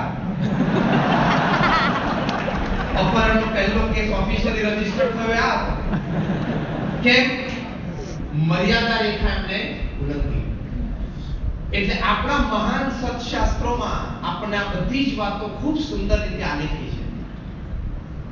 ખૂબ સુંદર રીતે ભગવાન સ્વામિનારાયણે પણ પોતાના વચનામૃતમાં નિયમ ધર્મને ખૂબ એમને આગ્રહ રાખ્યો છે. ભગવાન સ્વામિનારાયણ એમના વચનામૃત મધ્ય પ્રકરણનો 35મી માં વાત લખી છે કે કદાચ કોઈ વ્યક્તિના જીવનમાં બધું જ હોય, ઉપાસના હોય, નિષ્ઠા હોય, ભગવાનનું ભજન પણ કરતો હોય, પણ જો એના જીવનમાં ધર્મ ન હોય તો એને ચાંડાળ જેવો જાણવો અને માથે પથ્થરો મૂકીને સમુદ્ર પાર કરવાને તૈયાર થયો હોય એવો જાણવો એટલે કે ક્યારેય શક્ય નથી. એટલો બધો ભાર ભગવાન સ્વામિનારાયણે નીતિ નિયમ ધર્મમાં મૂક્યો છે. એટલે આ વાત હકીકત છે. અને અત્યારે તો જમાનો બહુ જાગૃત છે. જો તમે ક્યાંક આમાં થોડી ભૂલ કરી તો પણ સોશિયલ મીડિયામાં કેટલા મોટા પ્રશ્નો થાય છે. તમને ખબર હશે અત્યારે એક મૂવમેન્ટ ચાલે છે, મી ટુ મૂવમેન્ટ. ખબર છે? ખબર હોય તો આ પાડો. બધાને ખબર છે. એ મી ટુ મૂવમેન્ટ અત્યારે ભરડો લીધો છે પૃથ્વી ઉપર. કે મને 5 વર્ષ પહેલા, મને 10 વર્ષ પહેલા, મને 25 વર્ષ પહેલા આ વ્યક્તિએ કંઈક ખોટી દ્રષ્ટિએ, ખોટા ભાવથી કંઈક કહેલું અથવા સ્પર્શ કરેલો. 40 વર્ષ જૂની વાતો નીકળે છે ને. કેન્દ્ર સરકારના એક બહુ જ મોટા મંત્રીએ પણ રાજીનામું આપવું પડ્યું. યસ ઓર નો? હમણાં ગયા અઠવાડિયે બેંગલુરુમાં એક જાયન્ટ મલ્ટીનેશનલ કોર્પોરેશનના ઈ પ્લેટફોર્મ જાયન્ટના સીઈઓ એ પણ રાજીનામું આપવું પડ્યું. હજી તો this is the tip of the iceberg. જેટલા નામ આવે છે તો મોટા છે છાપવામાં આવે છે, બાકી નીચે નાના નામ તો કેટલા ઉડી જતા હશે. આ મી ટુ મૂવમેન્ટમાંથી ભવિષ્યમાં સી ટુ મૂવમેન્ટ આવશે કે આ વ્યક્તિએ મારી સામે કુદ્રષ્ટિએ જોયું. હવે એ તો કેવી રીતે તમે સાબિત કરી શકશો? આ મી ટુ તો સાબિત થાય છે, કોર્ટમાં અત્યારે કેસીસ ચાલે. સી ટુ કેવી રીતે સાબિત કરશો? પણ ભવિષ્યમાં સીસીટીવી કેમેરામાં તમારી નજર ક્યાં થશે? કારણ કે પબ્લિક પ્લેસીસ ઉપર સીસીટીવી આવી જશે. અને તો તમે કહી શકો કે મેં તો ખાલી એમ જોયું. લો, એ કઈ ખરાબ દ્રષ્ટિ નથી જોયું. પણ તમને સમજાવું, કારણ કે લીગલી કોઈ વસ્તુ પ્રૂવ ન થાય ત્યાં સુધી એ વ્યક્તિને સજા ન આપી શકાય. આ C2 માં તમારી દ્રષ્ટિ જે સીસીટીવી કેમેરામાં ક્યાં જશે ને એ પણ લીગલી પ્રૂવ થઈ શકશે કે તમે ખોટી દ્રષ્ટિ કે કુદ્રષ્ટિ કોઈ વ્યક્તિ સામે તમે જોયું છે. અત્યારે તો પૃથ્વી ઉપર લંડન એક જ એવું શહેર છે કે જ્યાં 1 સ્ક્વેર ઇંચ પબ્લિક પ્લેસ એવી નથી કે જ્યાં સીસીટીવી કેમેરા ના હોય. ભવિષ્યમાં બધા મોટા શહેરોમાં થશે. એટલે તમે કોઈ વ્યક્તિ સામે કુદ્રષ્ટિએ જોયું તો સીસીટીવી કેમેરામાં આવી ગયું, પેલી વ્યક્તિએ ફરિયાદ કરી, તમે કોક ના ખાલી જોતો એમાં કઈ કુદ્રષ્ટિ પણ હતું એ સાબિત કરી છે કે કોકની સામે તમે જોતા હોય. પણ આઈટી વાળા છે ને બહુ જબરા છે. ભવિષ્યમાં એવા 15, 20, 25 સોફ્ટવેર્સ બનશે કે આ સીસીટીવી કેમેરામાં તમારી કેદ થયેલી દ્રષ્ટિ ઉપર આ 25 પ્રકારના સોફ્ટવેર એપ્લાય થશે એટલે મોટી લાલ લાઈન આવશે, કુદ્રષ્ટિ હતી. આવશે.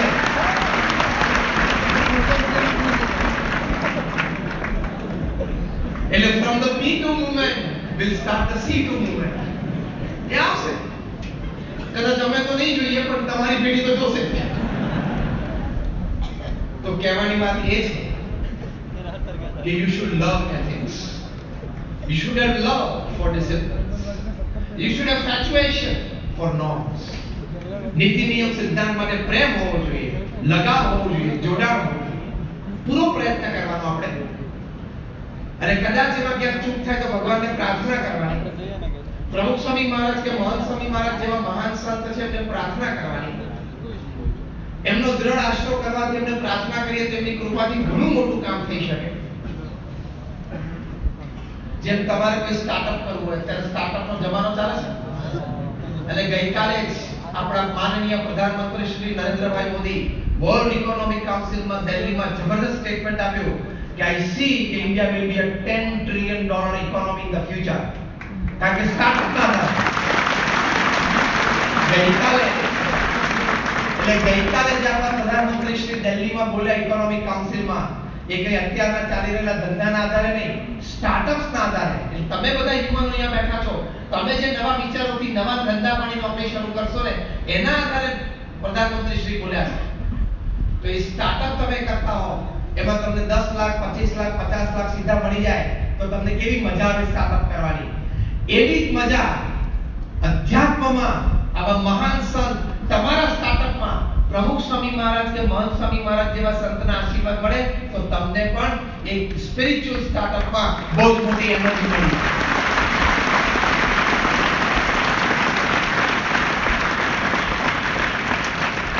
તો there is no limit. તમે એકવાર આ લિમિટને ઓળખી જાઓ કે there is tremendous energy here. અધ્યાત્મમાં પૂર્ણ શક્તિ છે, અધ્યાત્મમાં પણ સ્પષ્ટતા. સત્પુરુષ ભગવાનના અખંડ ધારક સંત પ્રમુખ સ્વામી મહારાજ કે આજે મહંત સ્વામી મહારાજ છે, એમની કૃપા, એમનો સંકલ્પ, એમના આશીર્વાદ એ જીવનમાં બહુ જ મોટું કામ કરી શકે છે. Prayers go up, blessings come down. આ પૃથ્વી પરનો સિદ્ધાંત છે. તમે શુદ્ધ ભાવથી પ્રાર્થના કરો કે મારે આ સાચું કામ કરવું છે, નીતિમાં રહીને કામ કરવું છે. હે મહારાજ સ્વામી, પ્રમુખ સ્વામી મહારાજ, મહંત સ્વામી મહારાજ, મને આશીર્વાદ આપો. તો એ તો આશીર્વાદ આપવા બેઠા છે. તો આ you must know the limits, then there is no limit to your success. તો જીવનમાં આ બહુ જ મોટી સિદ્ધિ એ તમે ચોક્કસ સાચી રીતે એ સિદ્ધ કરી શકો છો. થોડાક સદ્ગુણો પણ જીવનમાં સમજવા જોઈએ. સ્ટીફન કોવીએ પુસ્તક લખ્યું છે 7 Habits of Highly Effective People. 3000 થી પણ વધારે સફળ વ્યક્તિઓને વ્યક્તિગત મળ્યા. સફળ એટલે ફક્ત ધંધામાં નહીં, સફળ એટલે ધંધાની રીતે, પતિ તરીકે, પત્ની તરીકે, ભાઈ કે બહેન તરીકે, મિત્ર કે રિલેટિવ તરીકે, પડોશી તરીકે, પુત્ર કે દીકરી તરીકે, બધી રીતે જીવનના દરેક રોલમાં સફળતા પ્રાપ્ત થઈ હોય એવી 3000 વ્યક્તિઓને વ્યક્તિગત મળીને એમને એમના ઇન્ટરવ્યુ લીધા. એમની જીવનશૈલી એ જાણી સમજ્યા અને પછી એમણે The most decorated book in management, 7 Habits of Highly Effective People એ પુસ્તક લખ્યું.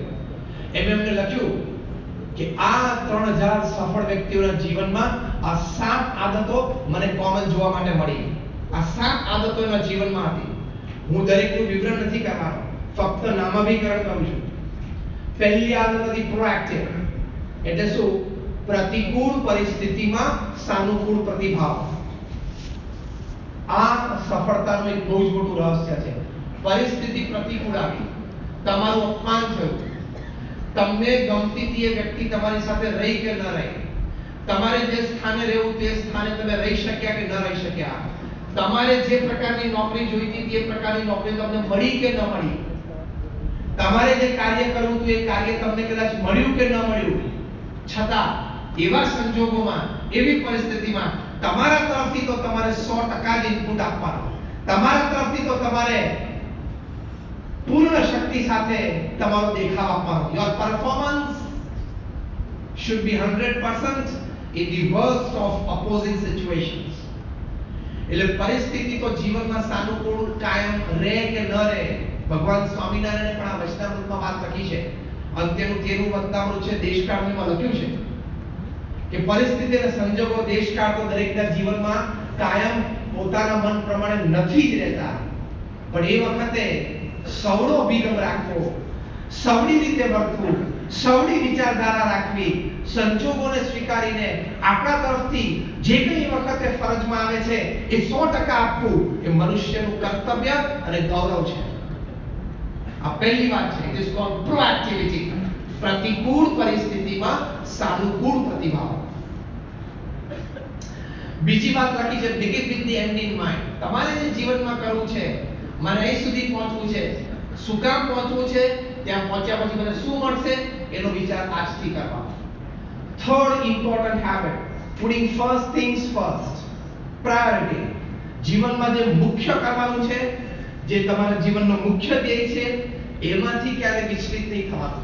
નાના નાના તો કેટલાય ધ્યેય હોય, પણ મુખ્ય જે આપણે ધ્યેય નક્કી કર્યા હોય જીવનમાં, પછી એ વ્યક્તિગત જીવનમાં, પારિવારિક જીવનમાં, વ્યવસાયિક જીવનમાં કે આધ્યાત્મિક જીવનમાં, એ ગોલ સતત નજર સમક્ષ રાખવો જોઈએ. Then there is no limit to your success. ચોથો મોટો સદગુણ લખે છે think win-win. જેની સાથે આપણે કામ કરતા હોઈએ, તું પણ જીતે, હું પણ જીતું, તું પણ પ્રગતિ કર, હું પણ પ્રગતિ કરું, તું પણ પૈસા કમાય, હું પણ પૈસા કમાઉં. ક્યારેય કોઈને છેતરીને, ક્યારેય કોઈને ખોટી રીતે કોઈ જગ્યાએ દોરીને કોઈ વ્યક્તિ સફળતાને પામી નથી. તો થિંક વિન વિન. પ્રમુખ સ્વામી મહારાજ આ સિદ્ધાંતથી જીવતા, એટલે આ કક્ષાએ સંસ્થાને પહોંચાડી શક્યા, એટલે લાખો લોકોને આ સંસ્થામાં સેવા ભક્તિમાં જોડી શક્યા. એ પોતે બોલતા, એ પ્રમાણે જીવતા. કયું આ સૂત્ર એમના જીવનમાં હૃદયસ્થ હતું. પોતાના હૃદયમાંથી આવેલી આ એક અમૃતવાણી છે. પ્રમુખ સ્વામી મહારાજ કહેતા, બીજાના સુખમાં આપણું સુખ, બીજાની પ્રગતિમાં આપણી પ્રગતિ, બીજાના ઉત્કર્ષમાં આપણો ઉત્કર્ષ. આ થિંક વિન વિન જે સ્ટીફન કોવી બોલે છે. પાંચમી વાત લખી છે, seek first to understand and then to be understood. પહેલા તમે જે વ્યક્તિઓ તમારા જીવનમાં છે, જેની સાથે તમારે કામ કરવાનું છે અથવા જેની સાથે તમારે રહેવાનું છે, એને સમજવાનો પ્રયત્ન કરો, પછી અપેક્ષા રાખો કે એ વ્યક્તિ તમને સમજે. આપણે કોઈ પણ વાર્તાલાપમાં કે ચર્ચામાં તું સમજ, હું તને આ કહું છું વાત બરોબર છે, પહેલા એને સાંભળો અને સમજો. then there is no limit to your success. છઠ્ઠી વાત લખે છે સિનર્જી. એનર્જી શબ્દ આપણને ખબર છે, ત્યાં આગળ એસ લગાડ્યો. સિનર્જી. સિનર્જી એટલે શું? બહુ સરસ સમજવા જેવી વાત છે, હું એની વ્યાખ્યા તમને કહું. સિનર્જી એટલે બે કે બેથી વધારે વ્યક્તિઓ જ્યારે સાથે આવે, સાથે કામ કરવાનું થાય, કામ કરવાનું નક્કી કરે, ટીમ બને, પ્રોજેક્ટ ટેબલ ઉપર આવે એટલે ચર્ચા થાય, એમાં મતભેદો થાય કે મારે આમ કરવું છે પહેલા કે આમ કરવું છે, છતાં ચર્ચા ચાલુ રાખે, છૂટા ન પડી જાય, અબોલા ન થઈ જાય, મનદુખ ન થઈ જાય, ભેગા રહેવાનું નક્કી કર્યું હોય, સાથે કામ કરવાનું નક્કી જ કર્યું હોય, અને પછી એક કોમન મિનિમમ પ્રોગ્રામ સીએમપી નક્કી થાય કે ચલો આપણે આટલું તો મિનિમમ કરીએ, અને એ કરે, એમાં સફળતા મળે, એ સફળતાનો જે આનંદ આવે, એ આનંદમાંથી જે શક્તિ ઉત્પન્ન થાય, ફરી વખત સાથે રહીને આપણે બીજું કામ પણ કરવું છે, એ જે નિર્ણય લેવાય, એ શક્તિને સિનર્જી કહેવાય. ખબર પડી સિનર્જી એટલે શું? પૃથ્વી પર જે કંઈ વિકાસ થયો છે સિનર્જીથી થયો છે, અને જે કંઈ બે સાથે કામ કરતી વ્યક્તિઓના જીવનમાં પ્રશ્નો થયા છે અને છૂટા પડ્યા છે, એનું કારણ સિનર્જીનો અભાવ છે. You should know these limits, then there is no limit to your success. કે સિનર્જીમાં there is no limit to synergy. અને સાતમી હેબિટ લખી છે sharpen the saw. Physical, mental, emotional. એટલે કે શારીરિક તમારી sharpen the saw એટલે કરવા. તમારે લાકડું કાપવાનું તમને કોઈ કરવત આપે અને કરવત થોડી ઊંચી હોય તો પહેલું કામ શું કરવું જોઈએ? ધાર કાઢવી જોઈએ. એમ રોજ ધાર કાઢતા રહેવું એટલે શું? ફિઝિકલ કસરત રોજ કરવી, કે યોગાસન રોજ કરવા, એ ફિઝિકલ ધાર. મેન્ટલ ધાર એટલે સારું વાંચન કરવું, મેન્ટલ. ઇમોશનલ ધાર એટલે ભગવાન સાથેનો સંબંધ રાખવો, ભગવાનનું નામ સ્મરણ કરવું, ભગવાનને પ્રાર્થના કરવી. સ્ટીફન કોવી લખે છે 3000 વ્યક્તિઓના જીવનમાં આદત હતી, એક્ઝેક્ટ શબ્દોમાં સ્ટીફન કોવીએ લખ્યું છે કે they had the habit of connecting with their creator, the God, every day through prayers. કે આ બધાને આદતો હતી શું? રોજ પોતાના સર્જક એવા જે ભગવાન, એવી સાથે પ્રાર્થના દ્વારા એ લોકો કનેક્શન રાખતા હતા. તો આવા સદ્ગુણો એ અમર્યાદિત હોય છે, એને કોઈ લિમિટ નથી હોતી. એ જો તમે જાણી લો કે આવા સદ્ગુણો અનંત છે, દરેક સદ્ગુણમાં અનંતતાની શક્યતા છે, તો જીવનમાં સફળતાઓ ઘણી સાહજિક મળે છે. તો સદ્ગુણો જીવનમાં કેળવવા ઇટ હેઝ બિગ વેલ્યુઝ. તમારી આવડત, બુદ્ધિ, હોશિયારીથી તમે તમારા જીવનમાં, ભવિષ્યમાં, કારકિર્દીમાં, વ્યવસાયમાં એક કક્ષાએ પહોંચી શકશો, પણ એ કક્ષાથી ઉપરની પણ એક કક્ષા છે જે કેવળ તમારા સદ્ગુણોથી જ પ્રાપ્ત થાય છે, બુદ્ધિથી પણ નહીં અને અનુભવ પરથી પણ નહીં.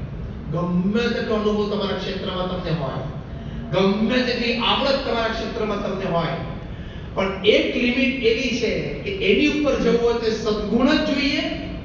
કદાચ બુદ્ધિ ઓછી હોય, અનુભવ ઓછો હોય, આવડત ઓછી હોય, કળા ઓછી હોય તો પણ ચાલે, પણ સદગુણો જોઈએ.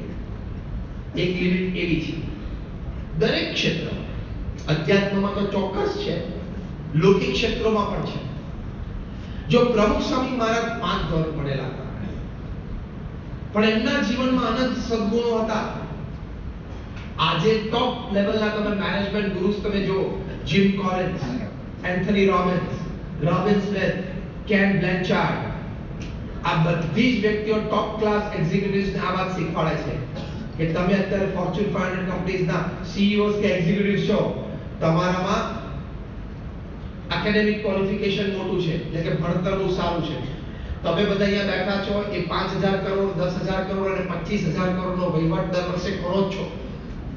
એટલે મારે તમને સેમિનારમાં વહીવટ વ્યવહાર શીખવાડવાનો નથી, સિસ્ટમ, ઇન્ફ્રાસ્ટ્રક્ચર, કનેક્ટિવિટી નથી શીખવાડવાની. મારે તમને જીવનમાં સદગુણો ખીલવો એ જ શીખવાડવાનું છે. દુનિયાના હાઈએસ્ટ પેડ મેનેજમેન્ટ ગુરુ છે, પૃથ્વી પરના શ્રેષ્ઠ વક્તા કહેવાય છે. હાઈએસ્ટ પેડ, સૌથી વધારે બોલવાના પૈસા એ ચાર્જ કરે છે, જીમ કોલિન્સ છે. જીમ કોલિન્સ 1 કલાક બોલવાના $1 લાખ ચાર્જ કરે છે. એટલે 70 લાખ રૂપિયા 60 મિનિટના. ખબર પડી હું શું બોલું છું? એટલે 1 મિનિટના $1 લાખ ચાર્જ કરે છે. તમારે કોઈ સ્ટડી સર્કલમાં ફરી કોઈ બોલાવવા હોય તો આના ચાર્જ છે. 1 મિનિટ બોલવાના $1 લાખ ચાર્જ કરે છે. એટલે 60 સેકન્ડ બોલવાના $1 લાખ ચાર્જ કરે છે. એટલે 1 સેકન્ડ બોલવાના $1800 ચાર્જ કરે છે. હવે ખબર પડી આ બ્રેકડાઉન થયું પછી એ સ્ટેજ ઉપર આવી પલકારમાં 1800 ચાલવા માંડે.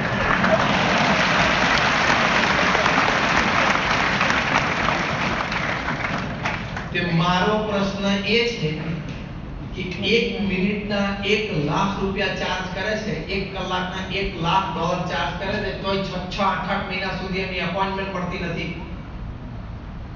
તે બોલતા શું હશે? એ પ્રશ્ન છે. જે વ્યક્તિ એના પ્રવચનનો ચાર્જ કરે કે 1 મિનિટના $1 lakh, what must they be talking? શું બોલતા હશે? જે તમને છેલ્લા 1 કલાક ને 10 મિનિટમાં મફત મળે છે ને એ જે બોલે છે.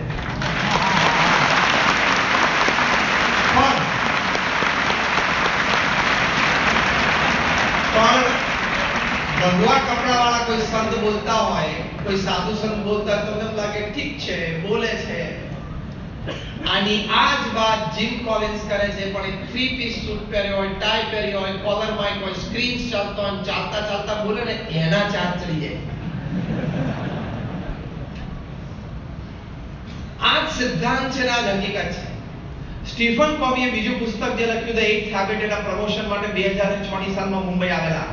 બેંગ્લોર ગયા, કાલકત્તા ગયા, દિલ્હી ગયા અને 5 દિવસમાં પાછા અમેરિકા જતા રહ્યા. એમને એમ થયું કે હજી એક 8મી આદત પણ આ મહાનુભાવની બહુ સારી હતી, જીવનમાં મને કહેવાની રિગ્રેટ એની માટે સ્પેશિયલ પુસ્તક લખ્યું. બોમ્બેમાં અવેરોયમાં 700 જણાનો બેન્ક્વેટ હોલ છે, તેમની 6 કલાકની સેમિનાર હતી. Delegate fee ₹23,000. આ હું 2006 ની વાત કરું છું. તમારા 6 કલાકનો સેમિનાર ભરવો હોય એ 6 કલાકના ₹23,000. 24 કલાક પહેલા ટિકિટ ઓપન થઈ. 24 કલાક પહેલા જ ખાલી ટિકિટ ઓપન થઈ. 86 સેકન્ડમાં 700 ટિકિટ વેચી ગઈ. ખબર પડી? ₹23,000 ની એક ટિકિટ, 700 ટિકિટ 86 સેકન્ડમાં વેચાણી. એટલે 1.5 મિનિટ પણ નહીં, ઓલ ઓવર ઇન્ડિયા થી ફૂલ થઈ ગઈ. ટોપ ક્લાસ લોકો આમ લાઈનમાં એને સાંભળવા માટે આવતા હતા. હવે 6 કલાકમાં એ તો 1.5 કલાક સ્ટેજ ઉપર આવ્યા, બાકીના મેનેજર સ્ક્રીન ચલાવતું હતું બધું. એ 1.5 કલાકમાં જે બોલ્યા, બીજા દિવસે મુંબઈમાં DNM આર્ટિકલ આવ્યો કે if you haven't attended his seminar, read this article. આર્ટિકલમાં સારાંશ. આર્ટિકલમાં પણ વચ્ચે ખબર છે તમે આવા સારા આર્ટિકલ ન્યૂઝપેપરમાં તો વચ્ચે એક બોક્સ આઇટમ હોય. સ્ટીફન કવી આ વાક્ય ઉપર ભારતમાંથી 4 દિવસમાં 5 કરોડ રૂપિયા લઈને ગયા. ટિકિટ, સ્પોન્સરશિપ બધું. 4 દિવસમાં 5 કરોડ રૂપિયા આ એક વાક્ય ઉપર કમાણા. આ એક વાક્યને શીખવાડ્યું બધા ટોપ ક્લાસ એક્ઝિક્યુટિવ્સ ને જેના કરોડો રૂપિયાના પગાર હોય એ બધાના એક વાક્ય શીખવાડ્યું. એ વાક્ય શું હતું? હું તમને શબ્દશ નહીં અક્ષરશ કહું છું. સ્ટીફન કોવીએ કહ્યું, don't expect others to change. First change yourself. Others will follow. હવે હું સ્પષ્ટ ગુજરાતી કરું છું. જે વ્યક્તિ તમારા જીવનમાં હોય એમાં ફેરફાર થાય ને તમને અનુકૂળ થઈ જાય વ્યક્તિ, એ અપેક્ષા તમે પછી રાખો. પહેલા તમે તમારા જીવનમાં જે વ્યક્તિઓ છે એને અનુકૂળ થવાનો પ્રયત્ન કરો તો એ વ્યક્તિને અંતરદ્રષ્ટિ થશે, આપોઆપ તમને અનુકૂળ થશે. આ વાત 1941 ની સાલમાં યોગીજી મહારાજે યોગી ગીતામાં લખી છે. કટ કરી દો, પોતાનો એકલો સાચો રાખો નહીં.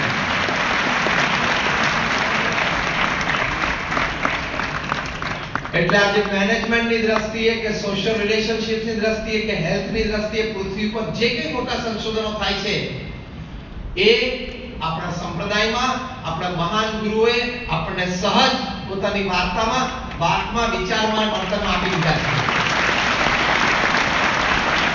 If you understand this, if you know this, there is no limit to your success. તો આવા સદ્ગુણો એ જીવનમાં જોઈએ.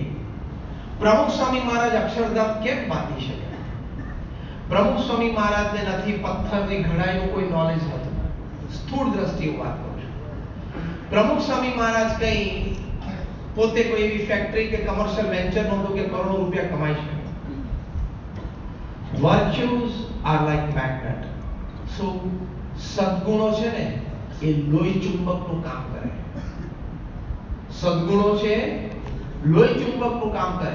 પ્રમુખ સ્વામી મહારાજમાં સદ્ગુણો હતા. સદ્ગુણો સિવાય કાંઈ નહોતું. એટલે તમામ પ્રકારની વસ્તુ, વિચાર, વ્યક્તિઓ, આવડત, હોશિયારી અને તમામ પ્રકારની શક્તિઓ ખેંચાઈને એમની પાસે આવતી. A person with virtues, he becomes a magnet for all resources. જે વ્યક્તિમાં અનંત સદ્ગુણ હોય ને એ પૃથ્વી પરની બધા જ રિસોર્સિસ માટે મેગ્નેટ બની જાય. એ બેઠા હોય ત્યાં વ્યક્તિ, પદાર્થ, પૈસા, આયોજન, વ્યવસ્થા, વિચારો આપમેળે આવે. આ પૃથ્વી પરનો સિદ્ધાંત છે. તો પ્રમુખ સ્વામી મહારાજને બધા જ રિસોર્સિસ આવી ગયા અને આટલું મોટું કામ કરી શક્યા કારણ કે સદ્ગુણો હતા. તો ઇફ યુ નો ધીસ, તમે જો આ જાણો કે જીવનમાં સૌથી મોટી કિંમત સદ્ગુણોની છે. નાનામાં નાનો નૈતિક ગુણ ત્યાંથી મોટામાં મોટો આધ્યાત્મિક સદ્ગુણ, ભગવાનમાં શ્રદ્ધા અને ભગવાનના અખંડધારક સંત પ્રમુખ સ્વામી મહારાજ કે મહંત સ્વામી મહારાજમાં શ્રદ્ધા, એ મોટામાં મોટો આધ્યાત્મિક ગુણ, એમાં અનંત બધી તાકાત રહેલી છે. છેલ્લી 5 મિનિટ વાત કરીને આપણે આ વાતને પૂરી કરીએ. If you know this, there is no limit to your success. પ્રમુખ સ્વામી મહારાજ 2000 ની સાલમાં અમેરિકામાં માયામીમાં બિલ ક્લિન્ટનને મળ્યા. એ વખતે તો અમેરિકાના પ્રેસિડેન્ટ હતા અને બહુ કેરિઝમેટિક પ્રેસિડેન્ટ. અમેરિકાના પ્રથમ 5 પ્રેસિડેન્ટ તમે લો, Abraham Lincoln, John F Kennedy, George Washington, આ કક્ષાની લાઈનમાં મેં બિલ ક્લિન્ટન બહુ કેરિઝમેટિક હતા. 6 ફૂટ 2 ઇંચની હાઈટ, પ્રભાવશાળી વ્યક્તિત્વ. અને જ્યારે અમેરિકન ડોલર ક્રેશ થતો હતો ત્યારે એમને પકડી રાખ્યો. બિલ ક્લિન્ટન 22 મિનિટ પ્રમુખ સ્વામી મહારાજને મળે. અંગ્રેજી બોલે, પ્રમુખ સ્વામી ના સમજે, પ્રમુખ સ્વામી ગુજરાતી બોલે ના સમજે. એટલે વચ્ચે એક દુભાષિયા સંત હતા અમારા, આઈ થિંક અમૃતનંદન સ્વામી હતા, એ ગુજરાતી અંગ્રેજી કર્યા કરે. એટલે આમ તો 22 મિનિટના વાર્તાલાપમાં તમારે સમજવાનું 8 મિનિટનો વાર્તાલાપ થયો. ટુ વે ચાલતું હોય. 22 મિનિટની મુલાકાત પછી બિલ ક્લિન્ટને પ્રમુખ સ્વામી મહારાજની આંખોનું વર્ણન કર્યું. એ બોલ્યા કે I haven't seen such expressive eyes full of integrity in my life. પ્રમુખ સ્વામી મહારાજની ઉંમર એ વખતે 80 વર્ષની. અંગ્રેજીમાં એક વાક્ય નહોતા બોલ્યા. વૃદ્ધાવસ્થા, સામાન્ય આવા ભગવા કપડા, અને અમેરિકાના પ્રેસિડેન્ટ ઇમ્પ્રેસ થઈ ગયા. એક તો અમેરિકાના પ્રેસિડેન્ટ કોઈ દિવસ ઇમ્પ્રેસ ના થાય. એની પર કોનો પ્રભાવ પડે? પણ એ બોલ્યા કે આટલી પ્રભાવશાળી આંખો, અને શબ્દ શું વાપર્યો? Full of integrity. ઇન્ટિગ્રિટી શબ્દ અંગ્રેજીમાં બહુ જ મોટો છે. ઇન્ટિગ્રિટીમાં કેટલા શબ્દો સમાઈ જાય? કેટલા શબ્દોનો સમાઈ જાય?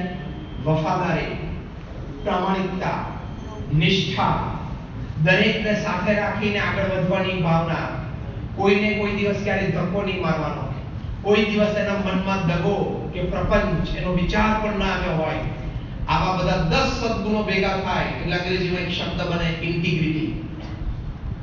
એ બિલ ક્લિન્ટન સાહેબને પ્રમુખ સ્વામી મહારાજની આંખોમાં દેખાણ. અને પ્રમુખ સ્વામી મહારાજે તો છૂટા પડતી વખતે સાહેબનો હાથ પકડીને દેશી ગુજરાતી કીધું, સાહેબ અમારો અક્ષરધામ જોવા આવજો. બિલ ક્લિન્ટન બોલ્યા કે ભાઈ you have invited, I will come. તમે આમંત્રણ આપ્યું છે એટલે હું આવીશ. અને આવ્યા. આટલી મોટી વ્યક્તિ કોઈ દિવસ ઇમ્પ્રેસ ન થાય, અને કદાચ ઇમ્પ્રેસ થઈ જાય ને તો એક્સપ્રેસ થાય. એ વ્યક્ત ના થાય, અહમ નડે. કારણ કે અમેરિકાનો પ્રેસિડેન્ટ એટલે દુનિયાના રાજા કહેવાય. એને સવારના પર ઉઠીને જે મન થાય પૃથ્વી પર કાયદો બને. એટલીસ્ટ અત્યારે તો આપણને ખબર પડે જ છે. અત્યારે તો આપણને ખબર પડે જ છે કે અમેરિકાના પ્રમુખ એ રાજા કહેવાય. ડોનાલ્ડ ટ્રમ્પ ને અત્યારે વિચારે H1B તો આમ કરી નાખો, H4 પણ આમ કરી નાખો, મારે અમેરિકન મેક્સિકોની વચ્ચે દિવાલ બાંધી છે, મને ફંડિંગ આપો. તો કે ડેમોક્રેટિક પાર્ટી નથી આપવું. ગવર્નમેન્ટ શટડાઉન, અમેરિકાની ઇતિહાસમાં પહેલી વાર. શટડાઉન પછી પણ સમાધાન ના થયું તો દેશમાં ઇમરજન્સી નાખી દીધી, નેશનલ ઇમરજન્સી અત્યારે અમેરિકામાં. એને સવાલ, કારણ કે દુનિયાની 10 મોટી સંસ્થાઓ અમેરિકાના પૈસા ઉપર ચાલે છે. યુનો ગણો, વર્લ્ડ બેંક ગણો, IMF ગણો, એ બધું અમેરિકાના પૈસા ઉપર ચાલે છે. એટલે એને સવારના પોરમાં જે સ્વપ્ન પરોડી આવે, પરોડીના સ્વપ્ન બહુ ખાતા છે. પરોડી અને સ્વપ્ન આવે ને એ સવારે 10 વાગે સહી કરે કે કાયદો બની જાય. અને એને કોઈને પૂછવાનું નહીં. એક દેશ પર તેમ કે કેમ તમે લોકો આવા શસ્ત્રો બનાવો છો, અમે હુમલો કરશું, હુમલો કરી નાખે. અને અમેરિકા પાસે એટલી તાકાત છે, પૂર્ણ તાકાત સાથે કોઈ પણ દેશ સાથે લડે તો 48 કે 72 કલાકમાં તો કોઈ પણ દેશને ઘૂંટણીએ લાગી જાય. એટલી તાકાત છે એની પાસે. એટલે એની પાસે મની પાવર એટલો, મિલિટરી પાવર એટલો. અને બંને કરતા મોટામાં મોટી અમેરિકાની શક્તિ શું છે? R&D power, research and development. એનું મોટામાં મોટી તાકાત છે આ બંને કરતા. હવે એના પ્રમુખ કોઈ દિવસ ઇમ્પ્રેસ થાય. પૃથ્વી પર જેટલા દેશો છે ને બધાના પ્રધાનમંત્રીને, રાષ્ટ્રપતિને જીવનમાં એક જ સપનું હોય કે આપણી કારકિર્દી દરમિયાન આપણે એક વખત અમેરિકા જઈને વ્હાઇટ હાઉસમાં ઓવલમાં અમેરિકાના પ્રમુખ સાથે બેસીને ચા પીવી છે. અને રિટાયર થાય પછી એક જ ફોટો ઘરમાં રાખે કે આપણે અમુક અમેરિકન પ્રમુખને મળેલા. બિલ ક્લિન્ટન આટલા બધા ઇમ્પ્રેસ થઈ ગયા, એક્સપ્રેસ થઈ ગયા. તો જો સદગુણોની આટલી કિંમત છે, એટલે છેલ્લી વાત આ કરવાની, સદગુણે યુક્ત, પ્રામાણિક અને મૂલ્યનિષ્ઠ પુરુષાર્થ તમે જીવનમાં કરશો તો સફળતા તો ચોક્કસ મળશે. જીવનમાં સારી વ્યક્તિઓ તમારી પાસે આવશે. તમે કોઈ પણ વ્યક્તિ પર તમારો પ્રભાવ પાડી શકશો. ગમે તે રિસોર્સિસ તમારે જોતા હોય એ તમને જીવનમાં સાહજિક મળશે. સમાજને પણ તમે બહુ જ મોટા ઉપયોગી થઈ શકશો. દેશની પણ તમે બહુ મોટી સેવા કરી શકશો. The only criteria needed is honest, ethical work and life. નૈતિક, પ્રામાણિક, મૂલ્યનિષ્ઠ પુરુષાર્થ અને સદગુણે યુક્ત જીવન. તો there is no limit